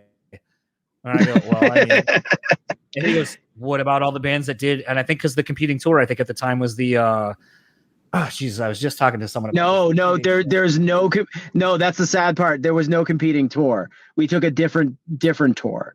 And I will say this. Sounds of the Underground is what I'm thinking of. Yeah, no, we did Sounds of the Underground a year before, whatever. But yeah, so I'll answer. I'll kind of elaborate on that. So yes, specifically in my head, in 2000, whatever it was, 6, I think it was, or whatever, we got asked, or 5, we got asked to play Taste of Chaos as like a pre-tour thing. Like it was just like a one off in Jersey. And I remember we played like Salt Lake City and we drove 48 hours there and we just did this one show, whatever. It's like crazy drive just to go there and get that opportunity. And we did it and it was unbelievable and it was documented and all that stuff. And at the time, I remember we just put out Eyes of Fire, or we were going to put out Eyes of Fire, and Brian Slagle definitely pulled some strings to get us on a Slayer tour. And my mindset always was, Slayer's one of the sickest bands in history, but they have such a niche fan base where, you know, it's either they like you and they'll, I guess, you know, deal with you for the hour that you're playing, or they'll turn their back on you and flip you off, right? And like, because Slayer is Slayer, like you could, like I told Tom Araya once, like you could just yell War Ensemble in a mall and people fucking probably go crazy. Old ladies would probably be stabbing other old ladies. Like Slayer is one of my all-time favorite bands, and I desperately wanted to go on tour with them. Slagle pulled all the strings, but we also had a parallel offer from Taste of Chaos, and I knew that meant like youthful fans, Warped Tour, other opportunities were tied to it, and it was so important to do. But my band was just so convinced at the time that we wrote a metal record. We're a metal band, and there was a lot of that like chest, like fist to chest pounding that happened internally, even with our management at the time. Paul Conroy, who was a great manager, he was like, "You're a metal band now," and everybody was on the "we're a metal band now" thing, and I was like, "No, we're still 25." And we're still young kids. And to metal fans, we're not like necessarily your quintessential, like, you know, like a Machine Head looking band, like where everyone has long hair and leather straps on their wrist, or Children of Bodom or something like that. We weren't that band. And I'm saying to myself, we're still youthful, and like we should stick around youth a little bit more, just for, especially for this tour. But my band was like dead set against it. And I remember being like, guys, it's a mistake. It's a mistake, a mistake. And no one listened to me, and it's fine. And we did the Slayer tour, and it was pretty good.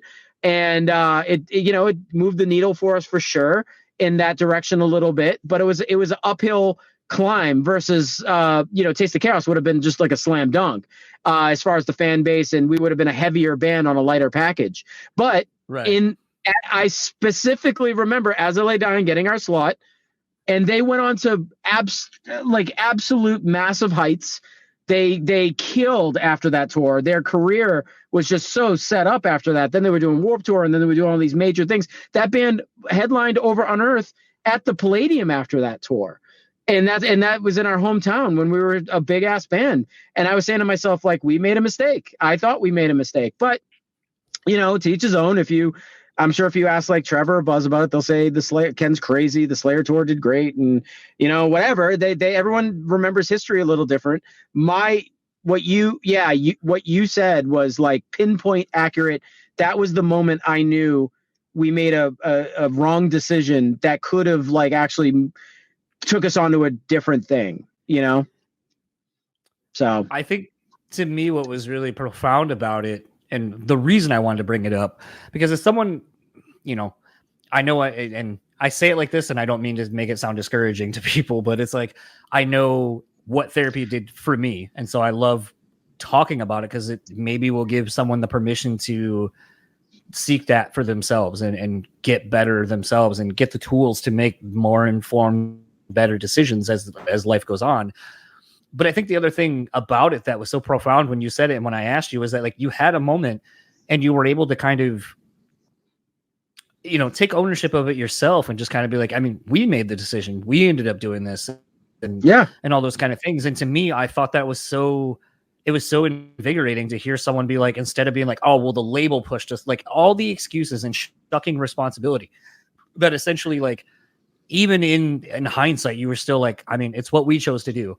And, you know, at the end of the day, like, I can't put the blame on anyone else because we all agreed to do it. And it's a thing to me where, you know, I know a lot of young, you know, bands listen to this and unsigned bands and so forth. And to me, I feel like having that willingness to understand that like you have a hand in your career and that you can make decisions, and ultimately you have to be willing to live by them if they don't end up being right, is equally as important of a lesson to learn. Not even just as a band person, just as a fucking person. Like that's a life thing that you should learn, is to take ownership of your role in your own life versus shucking it off and being like, well, someone else made me do this. And it's like, no one makes you do anything you don't want to do. No, I was outvoted, but also like it wasn't like the second opportunity wasn't awesome anyway. Who wouldn't want to go on tour with Slayer? So at the end of the day, I knew it was a big mistake, but I was definitely like, yeah, well, you know, I love Slayer, so let's see what happens. The band really is adamant. Sometimes you got to say to yourself too, like, maybe I'm not seeing something that everybody else is seeing. And when there's like 100%. 5 or 6 guys around me saying like, dude, you're wrong. And like, sometimes you have to look at the consensus of the group and say, maybe I am wrong. Maybe but maybe I was the voice of reason, but I was definitely outvoted. But ultimately, I still like signed my name to the paper and said, guys, like, let's do it. And I hate to say it, if this was a sports team and I was the captain and I had to go in front of press, I would have said the same thing everybody else would say. Is like, yeah, like puck didn't bounce our way, and we didn't make the passes, but like, and next year we're gonna come back, more fired up than ever. You know what I mean? Like, what do you say? You say the canned fucking shit. But I mean, if I didn't do that tour, I never would have met like Kerry King, and I would have never like gotten to know those guys. And I love those. I love Slayer. They're like just unbelievable. But yeah, like Unearth didn't do Warped Tour. We did Warped Tour in like 2001 or 2002, like as a one show in Boston, and then we didn't get invited back all the way until 2018, I think. Yeah, 2018 at the beginning of the Extinctions album cycle. That's when we got the invite back. So I think not turning down Taste of Chaos probably was there was probably a big thing there. A reason why we didn't get on Warped Tour, which would have been really nice to be on that festival. Can I ask a hard question? Yeah. So obviously the new Unearth record is out. It's been getting critically a ton of praise. A lot of people are kind of calling it the comeback record for the band and so forth. And I feel like everyone knows this at this point, but like you weren't on it at all. And correct me if I'm wrong. But is it a little bit bittersweet to see such praise and everything coming from a project that you were at the foundation and beginning from, and seeing like the success and everything that's happening since you've been gone? Is it a little bittersweet to see it? Yeah, it's fine. Like, it's good. I'm like rooting them on the sideline. I'm happy. Like I have seen people write about like reviews and saying it's a comeback record, but that's fine. That's awesome. Like, I hope so. I mean, I remember that kind of talk around Extinctions too as well. Mm-hmm. So I remember people saying that about Extinctions too, and but this one is definitely doing well for them too. So I hope that their record continues to be successful, and I hope that they're continue to be successful. I definitely hear like a lot of the new infused like Will Putney kind of stuff in there. Alongside of like the Buzz thing, like he's known for the Fit for an Autopsy kind of metal, and the sound of the band is definitely different. I would say that even the how do I explain it? The message of the band is actually more apparent than it ever was. So they're definitely on a path of what they're doing, and they're into what they're doing, and I'm glad it's working for them.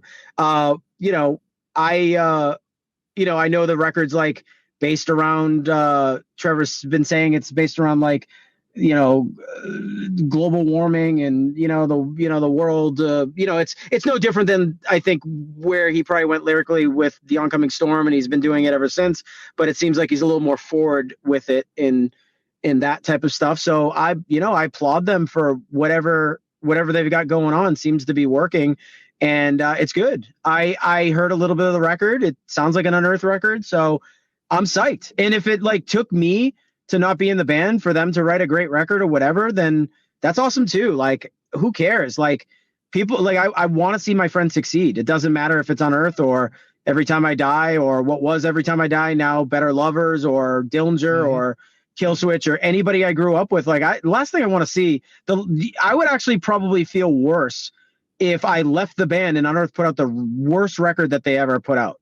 I'd actually feel way worse if that happened, because I'd be like, God, like, I didn't want the band to end like this or something or whatever. But like, since like Buzz is a totally like good writer, and Nick like played helped him write that record, Nick Pierce. So it's very, in my opinion, it's very similar to like what you got on Watch as a Rule.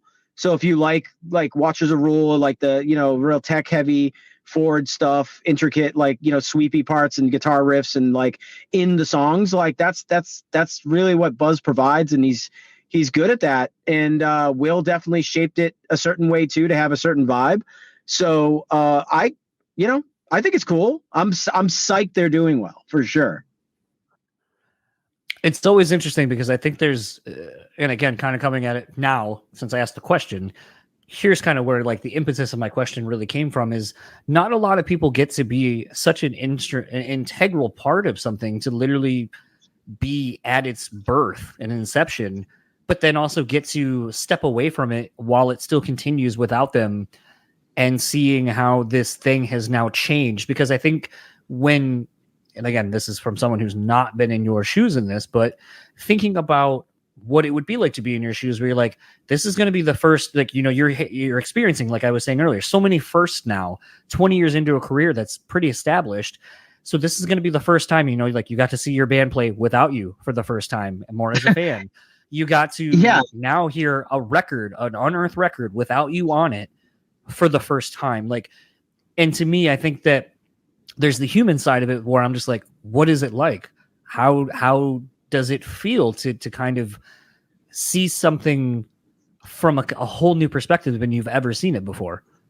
Yeah. No, it's actually funny that you say that. Like, I saw them play in Munich. As I Lay Dying was, we're playing in, before a tour, we like rented like this massive room to do pre-production in. We were there for like 2 or 3 days, and Unearth played like one of the stages at the backstage in Munich, not the main stage, but the other stage.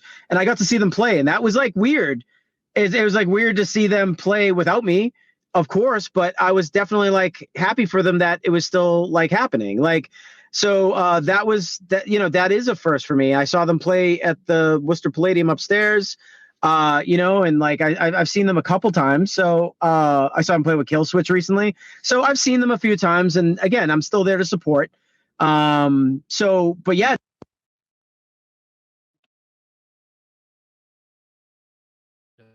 Did I lose you? Hey, you still there? Yep, still here. Hey, you still there? Sorry about that. I got a call.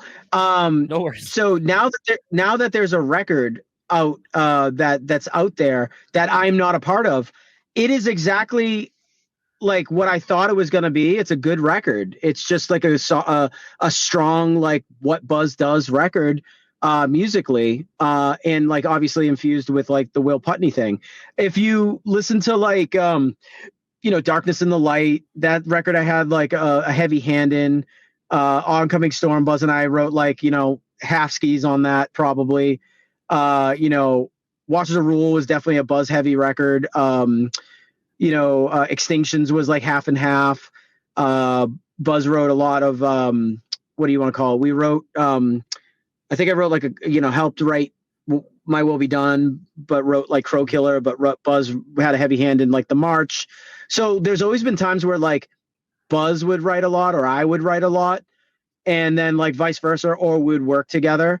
So this is like exactly what I would expect from an all Buzz record, for sure. And it's like, I'm a fan. Like, there's reasons why I played with Buzz years ago. Like, he and I like we had good writing chemistry together. So what am I going to do? Like, hate what he does now that I'm not in the band? It's stupid. Like he's a good writer, and so am I. And I think when you hear the new As I Lay Dying record, you're going to be like, holy shit, like this sounds like As I Lay Dying, but man, like this is cool. There's stuff everywhere, you know? So I think you're just going to like, you haven't, you know, we all haven't heard everything out there, but I'm excited for them. Like, I really am. Like, Trevor's doing the thing he wants to do. He's talking outwardly about the things he wants to talk about. You know, maybe he and I don't align when it comes to like, you know, that kind of stuff, but, you know, like what, you know, the content, but ultimately he and I have been coexisted in a band, for years together. And I love him like a brother. And Buzz, same thing. It's like, they're doing what they want to do. They're on a very heavy touring cycle. You know, before their album came out, they put out like 4 videos. They did a bunch of tours. They're still touring. It seems like they're playing nonstop. And I would never want them to not do what they want to do. I would never want to see them fail. They're just like they're brothers. So there's no point. I think it brings me to something I wanted to talk about because, you know, I love following bands into their other bands because I think it showcases more of what that person brings to the band. So, you know, like a great example is, you know, Brandon from Atreyu, you know, when he was doing his side project, which is now Hell or High Water, and just be able to kind of see him exploring more of like anthemic rock and like being more of a front man that we didn't know he would become later on. But it's always interesting to kind of follow bands and the people in bands into their side projects and be like, all right, what are you bringing to this? Like, what is another side of you that maybe you don't get to showcase as much in the band that you're most known for? And I think it's been interesting because like most of your deviations away from Unearth have been so far removed from Unearth. You know, you look at a band like, you know, Burn Your Wishes, which is, I mean, everything's kind of always honestly based in like late 80s, early 90s, like music. Like it's either kind of shreddy, like guitar solos and stuff like that, or it's like kind of in that like mid 90s alt rock space. Like even some of the USA stuff, it's like you could say that it's heavily influenced by like Eddie Money, like late 80s, early 90s Eddie Money. But I also kind of hear like some Gin Blossoms kind of in some of the arrangements and song structures and so forth. And I mean, even with Swivel, it's like, it seems like that, like I'll say that like 10-year gap of like the 80s to early 90s, like probably like 82 to 92, maybe like give or take a year in either direction, I feel like is when you're not doing something heavy, like that's kind of your main era of like where it seems like you draw the most inspiration from. Yeah, well, it's funny that you say that. Those are the most formative times in my life. I would say I was the most spongy at that time, and I see bands like throw back and do that kind of music, like 80s or 90s or whatever, and I'm always saying to myself, like, yeah, that, like, okay, cool, you're writing like in the spirit of, but it's not really how it was. And you know, when I'm writing metal, it's really funny. There's times where I'll like be in the middle of like writing a whole record and I'm just metal. And then there's little blurps of like space where I'll go downstairs to go do something. And then I'm like, wait a second, like I have this great song in my head, in my brain. When I'm focused on one thing, it always wants to go to the other. And then when I'm writing light stuff, I'm always like, oh my God, I have this great metal song in my head. So I actually kind of like bounce back and forth. And my whole philosophy on music is, especially side bands, is that I hate when I hear another metal band of a metal band guy. And then I also hate when a metal band guy's like, oh, rock's so easy to write and anyone can do that. And I'm just going to do a rock record and it's bad.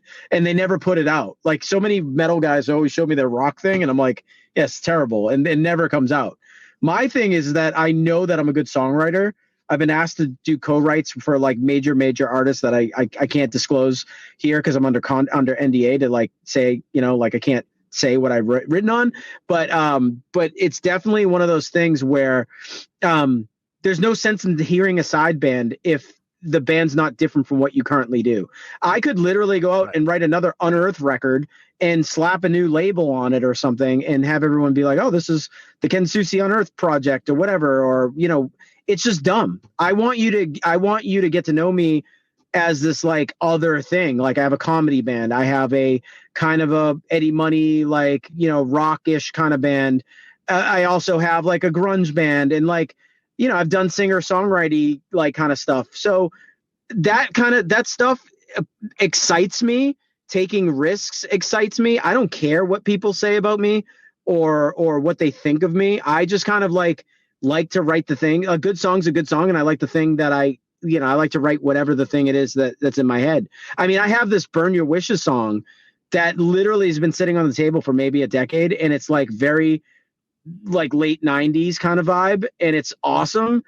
But I was like, I don't know, the other day I was listening to demos and I was like, holy shit, I forgot about the song, and it's that good. Like I showed it to the producer that I was working with Esley Dying on, and I was like, what do you think of this? And he's like, God damn it, he's like, that fucking chorus is amazing. And I'm like, cool. And I'm like, you think I should just put this out? Yeah. And he's like, I'm like, do you think I should just put this out, or is it weird? And he's like, yeah, fucking whatever. He's like, why why not show the world something that's cool? Like, fuck it. Yeah. Well, it's funny because like there's a kid that lives like on my way to my job, and so to get him to show up, I usually pick him up and bring him home. And it's funny because like sometimes I'll be listening to a lot of like throwback rap and stuff like that. And then like the other day, because I've just been on this like huge dirt kick by Alice in Chains, and it's funny because like listening to it, I know James from 18 Visions was like a big fan of Alice in Chains and so forth, obviously. But it's funny because like when listening to like Rain When I Die and some of the other songs on Dirt, I'm starting to like notice so many other people in like hardcore doing some of these like kind of weird vocal melodies and so forth. And I'm like, oh, dude, I bet they are heavily inspired by Alice in Chains now that I'm really digging into it from a songwriting perspective and just like cramming really hard. So it was crazy to like see and think about it from like that perspective where I'm just like, oh man, it's crazy to go back and start kind of doing your due diligence and seeing like where other people are getting inspiration from. That's not very obvious. And that's why, like I said, following you and throughout your side gigs, basically, it's always been interesting to see like, oh, okay, here's like like I said, a little bit of Eddie Money, and here's like even lyrically, I feel like Eddie Money is like up your bag because it's low key kind of funny and a little dirty at times. So I was super fucking drunk once backstage, and like, let me just say this, like I spent, like I said, we started this podcast off with, I told everybody that Frank Pino's my best friend. I mean, he's a crooner. His band Waltham, one of my favorite bands that never made it. He loved Eddie Money, and he got me into Eddie Money. I mean, I was always into Eddie Money, but he got me into like looking at Eddie Money as a religious figure. Like, whenever he played Hampton Beach Casino, which he would only play Hampton Beach Casino because obviously there's like good times up there in New Hampshire, but he would fucking like get up there and he would like get his tambourine and throw it in the air and say, I wrote this song 3 rehabs ago. Woo, and like just he was all about the good times. And there was nothing but like horny, like old cougars there.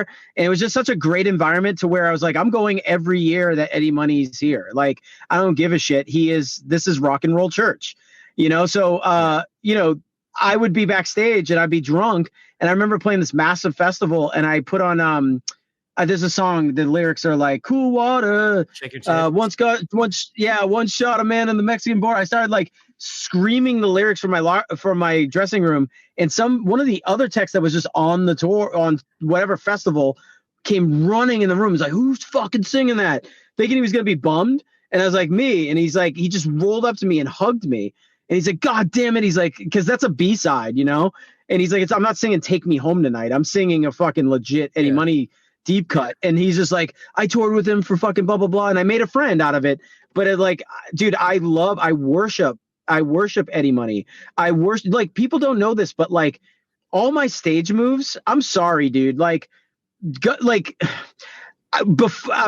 is going to be probably the most polarizing thing or poignant thing I'm going to say on this podcast is that like, I grew up listening to like bands like Kiss and Cinderella and Iron Maiden. Like my metal got infused with glam very early on. And I'll say that like guitar spins and shit that I've always done on stage. Like I don't remember anybody in the scene doing it when I was doing it, me and Buzz, but like I was spinning my guitar around in 1997 and like people I'm sure did it or whatever, but like I wanted to bring it back because Cinderella was like the band that I always remembered spinning their guitars around. They had Les Pauls and they would spin them and throw them, and all the stage antics that I would do is just like a product of like watching Kiss and Van Halen and like all these bands and just being like, I want to live like that. I want to live like, so like being creative and letting people like I want someone to watch me from the audience and go, I know a kid that looks just like him, and we hang out with him and we drink with him and like I want to put off the vibe like I'm a townie dude who's just kind of cool to hang out with, or put off of maybe an arrogant Massachusetts vibe thing. But if you're from Massachusetts, you're like, I have a friend, his name's this, and he says these things, right? And he talks like Ken, and that's kind of like my persona. So all the shit that I do is like stuff that like I felt like I brought back from the fun times of the 80s, and and I don't remember too many people like blowing kisses in metal to girls in the audience. I don't remember too many guys spinning guitars around, but they do now because it's cool. And I don't know. I'm just gonna say, I'm not gonna say that I brought it back per se, but I'm gonna say that I would like to say I was one of the maybe the icebreakers to bring all that like kind of fun shit back into metal at one point. I think it was you. I mean, we Chad brought beer Ginsberg from CKY that were doing. We brought the bitch flips as he was talking. Yeah, we brought beer bongs on stage and shit. You know, it's like it was like Beastie Boys and shit. You know, like stuff like that. Like fuck it. That's why they called us Fun Earth, because we just like to have fun. But you know, whatever. It was what it was. Yeah, I was trying to remember what "Shaken" is the Eddie Money song I was referring to. I mean, yeah, the only song in rock history to say her tits were shaking until the middle of the night in a fucking radio song. Are you shitting me, Eddie? Yeah. God damn it. We got so high we had to pull to the side. Her tits were shaking in the middle of the night. Yeah, what radio? Why didn't the radio ban it? Oh, because the song was that fucking awesome. Yep. Like Eddie Money, Bryan Adams. Like I still listen to that type of shit. If anybody dares to fucking go to my Spotify and literally listen to my playlist that I make for myself, your mind will melt. Because I have I have a metal playlist, I have a yacht rock playlist, I have a 90s, we call it the mixer. Me and Fred from he was playing in Prong, but Fred Ziomek, he played in Darkest Hour. He's one of my buds. We made a 90s mixer with all the shitty 90s music, like Collective Soul and like crappy, like, Third Eye Blind. We listen to that shit. I have an old standards playlist. I have this new playlist that I just made called Am I Okay? And it's just the fucking weird bird music that I listen to that no one knows that I listen to. I am a huge Geneva Jacuzzi fan. I'm dropping names that you're never heard of, but like there's a new band called fucking Model Actress, Pom Pom Squad, Sloppy Jane, Ariel Pink. God, it even goes back to the it goes back to the 80s too, like even like Kraftwerk and what's his name? Oh my God, the guy with the weird hair and the Klaus Nomi. Like I listen to bizarre fucking shit. You should check out that playlist sometime. It'll fucking burn your head. Dude, that's like, it's funny because like, so again, like people, sometimes my phone will just play what I've been listening to or like whatever. And so it's been funny, like we're next week, a friend of mine and I are going to go to a Tigers game because the Braves are playing and that's my team. And they're playing like midday on a Wednesday. So I was like, it's my day off. I'm just going to fucking catch a baseball game in the middle of the day and fuck off and come back home at a normal time. And then the friend that's going with me was like, Matchbox 20 is playing that day. Do you want to go to that? And I was like, fuck yeah, I do. I was like, dude, hearing Rob Thomas, the fucking voice of an angel, like playing live, like I don't even know if it's still the same band or if he's like got a hired band at this point, but like I don't give a shit. Like I fucking love me some Matchbox 20. And then it's like you were saying Bryan Adams, like the other day I've been going back and listening to 18 in Life. And remembering when that record came out, and I was like, why as like a fucking 12-year-old kid did I love this record so much? Because you know why? Waking up the neighbors. Well, it was just waking up the neighbors. That's why I love that one. Yeah, it was just that good, you know. The records back then were just that good. I feel like that's the weird thing, and it's funny because you hit on something that I've talked about quite a bit. Because it's like Brandon from Bleeding Through hit me up the other day and was like, "Hey, I'm managing this band, Salt Wound. They're really fucking cool. I think you would like them. They're in a little bit of a bidding war to get signed. We'd love to have them on your show." And I was like, "Yeah, sure." Like when I kind of figure out time I have available, like sure, whatever. And so it's funny as I was like listening to it, I was thinking to myself like how funny it is that I can go from like metal or like aggressive, like just fucking ignorant, like as Josh would call like caveman metal and shit. And it's funny to me because like a lot of people are like, I don't understand why you don't like this style of music or why you don't really fuck with this stuff. And I go, you have to remember like growing up in the 80s, it's like everything had a pop tinge to it. Like even the metal, like you look at your Cinderellas, your Rats, your Poisons, your like even Van Halen.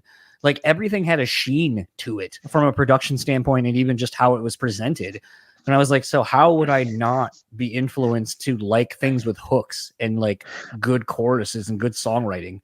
You know, it's even taking it a step further. Like it was funny, like Phil from All That Remains tweeted the other day something to the effect of like, because someone was like, oh, something about the difference between the two eras of Van Halen. And I was like, Van Halen with David Lee Roth is all about fun. If you just want to have fun, that's what that era is. If you want good songwriting, the Sammy Hagar era is definitely better. And I go, and it's okay to like both for each reason. Like if I want just fucking drinking some beers and having a good time, of course I'm going to throw on the first couple, I almost said Pantera, first couple of Van Halen records. But if I'm really interested in from like better songwriting, good song structures, vocal hooks and stuff like that, I'm going Sammy Hagar era all day long. 5150 is like one of my favorite records out of Van Halen, like complete records. I love I love both phases of Van Halen. Same way I love both phases of. Might be like my favorite song of theirs ever. Right. But also like I love Van Halen like how I love AC/DC. It's like it's hard to hate any era of either band, you know. But yeah, you're totally right. And what you were saying a little bit earlier about like the sheen of music. Like even if you go and listen to the Ramones or the Clash or even what was that the Smiths or even God, what a great band. Yeah, or what's that who sings Personal Jesus Depeche Mode.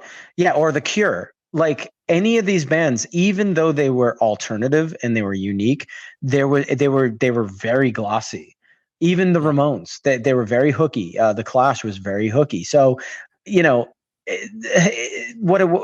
people had more of a focus back then to understand what their place was, but to also and be unique about it. But then they were also like, yeah, but we still got to have a song. Like Cyndi Lauper, for instance, or Michael Jackson, or any of these. They were almost like. Back then, even I was watching a video today, Boy George. I was saying to myself, like, fuck, like Boy George had a video. I can't even remember which video I was watching today, but he was like walking around with his hat and he had his dreads and he was singing to men and he was dressed like a woman. And I was like, this guy, I mean, if you could compare the WWF at the time, which is now WWE or whatever, to music in the sense that everyone had their own thing and they were all way ahead of their time. But they were also like nostalgic. It was just so amazing how like all these people were characters, yet they wrote these amazing songs like the Eurythmics and like all this stuff. Like, but the thing that like struck me the most was like, you know, Boy George, out of all the videos I watched today, I was saying to myself, like, holy shit, like in the 80s, this, you know, this guy was identifying as a woman or dressing as a woman. I don't know, you know, his sexual or her sexual orientation at the time. But all I know is that it was pretty goddamn progressive and pretty cool to see Boy George walking around singing to, you know, people from the opposite sex or the same sex and crooning each side or whatever and just living life, you know, fluid and doing the thing that they do. And it was just kind of like, it was amazing to be that progressive in the 80s and not to people pretty stiff back in the 80s, I would say, and very opinionated. And it's cool to see that like someone like rose up from whatever club or whatever VFW hall to become, you know, Boy George and have massive hits and get to be themselves. Like what a better story. There's no better story to write, you know? That's like, it's weird, you know, you saying you just went back and watched some music videos from back in the day. I had that same thing twice in the last couple of years. One a few years ago after Bohemian Rhapsody came out, the movie, and that Live Aid sequence. Like I remember watching that as a very, very young kid when I was at home, and I've since gone on to watch it, and I look at it in such a weirdly motivational facet where, you know, a lot of people, like, I look at it from a few different viewpoints. One of like shed ego, like the band could have been like, we're fucking Queen. We're not playing in the middle of the day. Yeah. We're not playing 22-minute set. Fuck you. Yeah. We have to headline. Yeah. Sure. And the fact that they come out and just fucking own a 22-minute set full of banger after banger after banger. Yeah, and no just have the stops. audience from the jump till the end. And there is like, I know it's not the movie would have you seem like, oh, that was Eddie, that was Freddie's last show. It's like they did another tour after that, but it's like there's a sense of finality in it on a bigger, grander scale of like, this is probably the last time we're gonna do this. Like there's probably the beginning of a lot of lasts. And it just has taught me when I watch that set to be like, it doesn't matter how small or insignificant the opportunity may seem, just go after it. Like it's the only opportunity you have, because it might be. Yeah. And and you know what's I was gonna say, you know what's funny about that tour too is that like I think one of the headliners was Led Zeppelin coming back from not having John Bonham, and I think that's what made them shut their whole operation down, because it was not the same. I think they had Phil Collins playing drums or somebody else or whatever, but it's just like if you watch that footage, you could tell how uneasy that band was. Yeah. Yeah, it was a thing where like I've been watching that since that movie, probably at least like once every 2 or 3 months, and I'm just, that's always what I pick out from it, is like whatever opportunity you have, just make the most of it and enjoy it and be in the moment. And then the other one, and then this was actually literally last night, somehow I got Rock With You by Michael Jackson like stuck in my head, and I just started watching the music video and I was like, God damn this fucking song. And like a lot of these songs. And then it reminded me of watching the This Is It documentary. And what was always crazy about watching that is like, you know, with this podcast, a lot of times I talk to people who are so proficient at being a musician. And something that is always interesting to me about when you watch that documentary is Michael couldn't play a fucking instrument to save his life. He didn't have to, but he's somewhat, but he reminds me kind of me. Like, yes, I can play an instruments, but like I feel a closer kinship to him, because like when he's kind of explaining how to play like the simmer of like when to come in on The Way You Make Me Feel, and he's like, no, you're jumping it. You gotta let it build. You gotta let it almost boil over, and then you come in, and like he's explaining like the nuances of the song and like basically songwriting. And it's just this thing where like, to me, that's the brilliance of what made Michael stand out from anybody else, is like, he can't play. He couldn't literally get behind the keys and tell everyone, okay, come in on the 4, come in on the, you know, whatever. We're playing in 4/4. We're playing in what, like he's not going to be that guy. But the fact that he's about feel, it's about how you feel. And you know when you got to come in, because you're going to feel it. It feels like it's ready. Well, to me, like, it was just so profound to see that. Yeah, understand this, and like I think this is what you're probably failing to see, is that he grew up in a musical family where there's like a million Jacksons, and they probably studied music as kids. And anyway, it's the same effect that like what happened with the Beatles. Like they played so many covers to the point where they could write like hits like crazy because they knew all the moves. I think when you're just surrounded and engulfed in music, your instincts actually just become like instincts of everything, like the database that's in your head. And Michael probably just had such a great database in his head where he was thinking of like, he in the moment he was probably like talking about the song, but he was probably like that he was envisioning something from the 50s or the 60s or whatever it was that was in his head at the moment, and like, you know, associating it with that song and just trying to articulate it with, you know, hey, no, do this because this is what I like. This is what my brain gets off on. And that's awesome, because because that's when, like, that's the specialness behind music, is when you've got someone that is not technically great, you know, at music, or doesn't know how to play an instrument, but they're showing you like, this is what makes me feel good. And that's like the best kind of writing, because it's just guttural and uninhibited. It does make me wonder, because I don't want to keep you too much longer, because you've already given me almost 2 hours of your evening before you got to like prep for a tour and all this shit. What, you know, we're in the middle of a year. Obviously you're working on, you know, what will become whatever the As I Dying record we hear whenever it's ready. Something I was thinking the other day of a conversation I had with Keller from X Chariot. And he was talking about when he puts his kids to bed, he always asks them what's their like favorite part of the day that they had. And I was just thinking about it the other day, and I was like, I should bring that back almost as like an ending point of the podcast, but like, how could I make it kind of my own? So I'll propose to you, since I haven't talked to you in a while, not on one of these at least. What have you been excited about in the last, half of this year, and what are you looking forward to in the next half that's got you excited?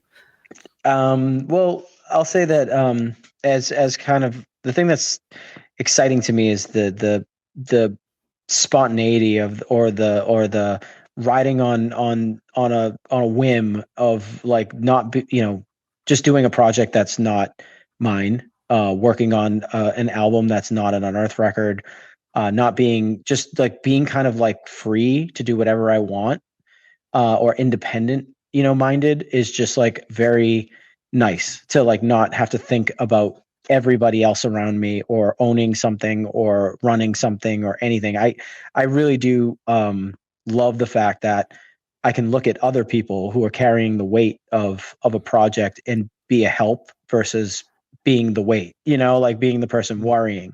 So I am I feel blessed that I have the opportunity to I don't know how to explain it, but just help and not be the focal point and insert my talents when needed.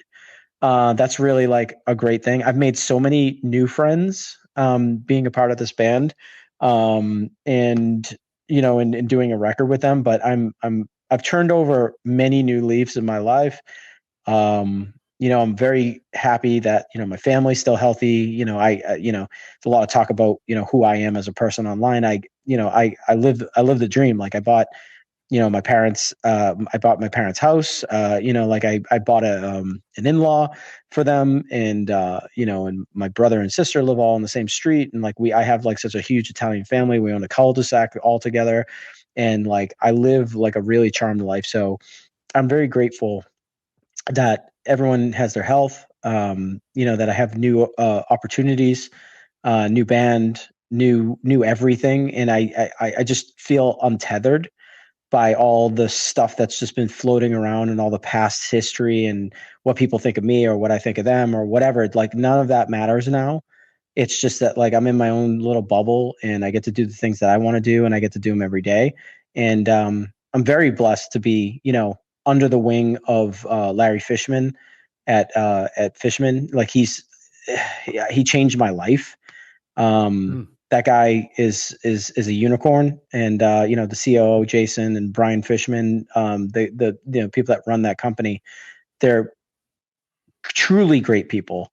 And to get all the world, the business, education that I got from them. I did go to business school, but like all the things I've learned from them and the negotiations and how to run a business and how to be a good brand manager and product manager, like all the stuff that like I've learned from one of the greatest people to ever exist in the industry has been, you can't buy that kind of exposure or that type of schooling. So I get to do everything. I'm on both sides of the industry. I work with massive artists. I play in a great band, and I get to play all the sports I want. I get to friggin', record whatever I want. I get to do whatever I want. It's just such a great feeling to be like that. I think what people like, those coaches that I was talking about online about, being happy and figuring things out that you want or whatever. Like I truly am. I do believe that like I live a blessed life, like where I get to just about do anything I want. And if it doesn't work, it doesn't matter. I don't care. There's no better feeling. No, it's definitely something that, I mean, for whatever it's worth, you and a handful of people I get to call like friends that I see do these things. It's like, it's inspiring. Because I think it requires a shitload of work, first and foremost. And then secondly, I think it requires a lot of kind of being humble, because you don't get these opportunities if you're a fucking dickbag. And that's the weird part. I tell myself all that. Yeah, I say that to myself all the time, and then I'm like, wow, people still talk shit about me online. That's crazy. Like it's like how did I do anything being this terrible as a person?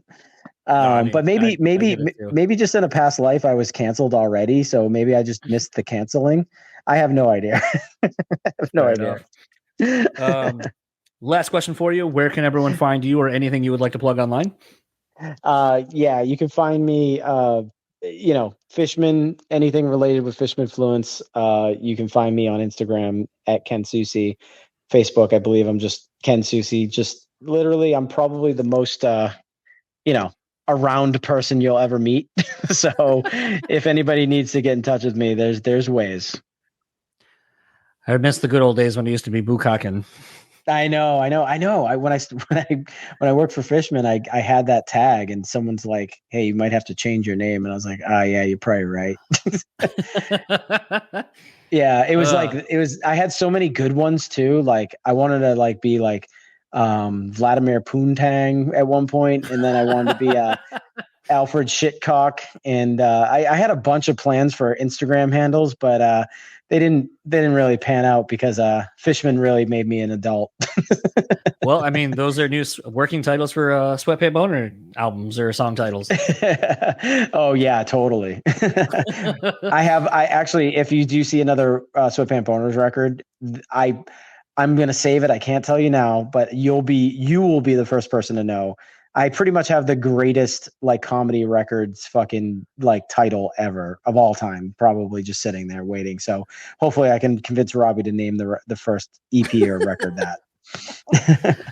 Sounds good. Well, thank you so much for taking the time. Looking forward to hopefully getting to do this off record in person soon. Obviously, I assume a lot of that's going to be contingent on whenever the record is done, but need to hang soon and enjoy an adult beverage or two.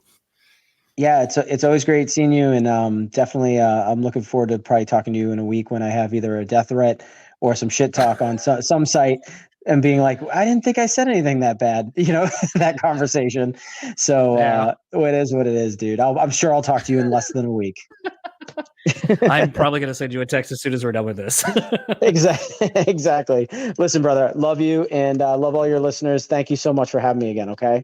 So that was my conversation with Ken Susi, again, of As Lay Dying, Unearth, so many other bands. Fishman is basically a brand. I don't really remember if it's brand manager or what his actual job title is with Fishman, but I think most people who know of Fishman probably know of it because of Ken at this point. Dude has just done so much work to help that brand. And I mean, honestly, it is one of the reasons that I ended up getting a set of Fishmans. I mean, some of my favorite players who have long been playing EMGs in their guitars, especially most artists who were signed under ESP guitars and so forth, EMGs are kind of the ones that come stock in a lot of them. And it was a thing where seeing a lot of my favorite guitar players making the switch, talking about how you just notice the versatility right away. Honestly, it made me go buy a set and put a set into a guitar. And I really I didn't think anything was going to top one of my main guitar. And I will definitely say that the one with my Fishmans in it is my go-to guitar now. The rings true, the versatility of, you can hear it if you're a guitar player. It's not even a plug for Fishman. It's just the truth. I am someone who, when I find something I like, I am very, very stuck in my ways. So the fact that there was a new guitar pickup company that came through and I think has exceeded my expectations of what you can do with pickups. I would definitely say if you have seen Fishman, if you heard about them or you've wondered, get a set. That's all I can really say.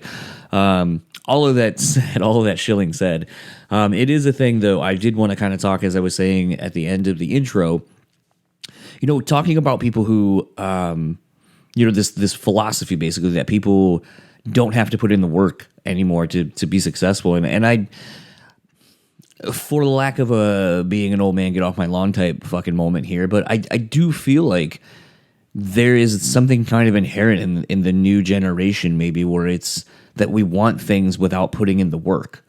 We want the accolades. We want the knowledge. We want to just be able to be great right away without really putting in the work, or putting in very minimal work and getting all of the reward. And it's something where, I don't know, delayed gratification. It's something that is something I've always kind of believed in. I have joked in recent years, I hate the fact that I'm as old as I am and that I grew up with, parents who were instilled a hard work ethic and having, good moral values and stuff like that, because I feel like in this day and age, it's almost a detriment. And then I meet people like the people I've met through doing this show, and even just in my life, my actual life, like people who live here that I hang out with. And I realize that those ideas aren't so scarce anymore, that there are a lot more people who believe in the good of people and understand that, like, people that have something you want or whatever probably had to fucking earn it. I mean, my wife and I have had a conversation recently. You know, she just bought a new vehicle, and it's a vehicle she's been wanting for a long time. And she finally got one. And it was the thing where she was just like, I remember when she got it and we were driving it home, I was like, can you believe you finally got it? And she was like, I can't. And I was like, well, I mean, believe it. You fucking worked hard. You've been at your job for almost 14 years. You've worked your way up. You've, done really good work. Like, this is what it's all for.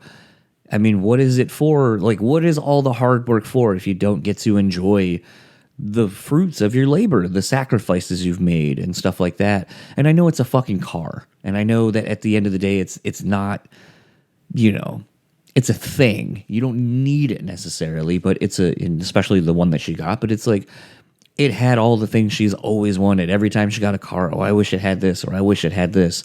And now she has a really nice car. And it's nice to me to see that, like, her hard work and sacrifices has paid off, and she's able to get the things that she has wanted and enjoys. And in the same capacity, when seeing someone like Ken, with what he does, that's why I wanted to kind of bring to light a lot more of the human side of Ken, and something that I think was really interesting. And I really do hope that, like, headlines aren't made, like, headlines that are not really what the conversation was are made.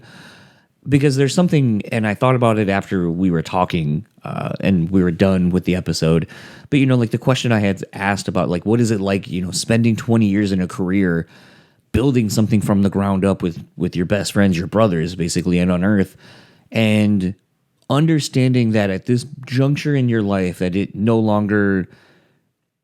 not where you want to be or need to be, that there's another calling that's pulling you somewhere else, and it's going to afford you new opportunities, and it's going to challenge you in ways that you haven't been challenged yet or in a long time. And I think that just as a human being who, when we get older, there's something to be said about staying comfortable, staying in your routine, staying in your normal, because it is that. There's a comfort in it. But when you decide to step away from that and kind of go do something new, I mean, I'm kind of going through it right now, where, in a weird way, where it's like I challenge myself to do something new, but I'm going back to something that I have done, but I'm doing it in a new thing, and it's a whole new skill that I have to learn. And I'm kind of afraid. I'm nervous. And I know for me, like, going through this on a very smaller scale where no one's really paying attention to what I'm doing, what is it like for someone like Ken who's going through this thing, being roughly the same age, on a professional level, where it's like, what does that look like? How do you navigate that? Are you even aware of it?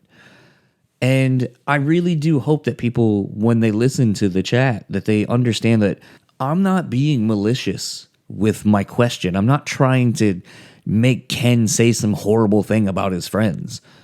I want people to listen to it and to understand that no matter where you are in your life, if there's something and you feel like it's just not where you're meant to be anymore, or that you want to challenge yourself to something new, go for it. That you won't know until you go and challenge yourself and do the thing.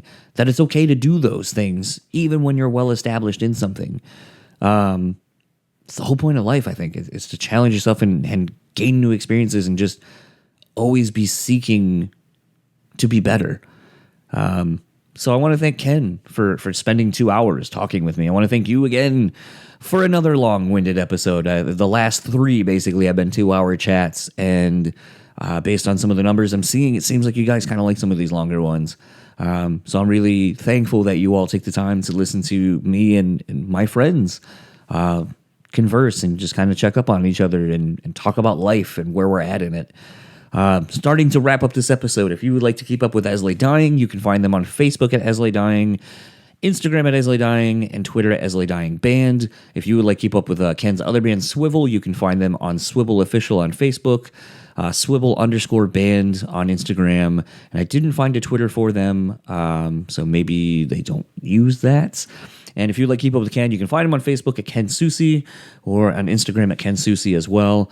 If you want to keep up with the podcast, you can find us simple enough at BrewSpeakPod on all of your social media platforms. You can email me at brewtallyspeaking@gmail.com. And I want to thank our sponsors again for their continued support. Go support them if you are able to. Rockabilia.com. Use our code BREW10 at checkout. Take 10% off your total purchase order. Go pick up some of those new Ghost Ghoulie shorts, I believe is what they're calling them. Ghoulie instead of booty. Goody. Ghoulie? I don't remember. It is. I remember seeing it and thinking it was very funny. And Starving Artist Brewery as well. I think in light of this episode and in general, it's their message of judging beer, not people. Something I highly latch on to. So go support them, throw them a like, whatever. Support the sponsors for supporting us, me, whomever, however you want to express the collective myself, we of the podcast. And for the BREWtally Speaking podcast, I am John, and I'll talk to you all next time. Have a good rest of your week.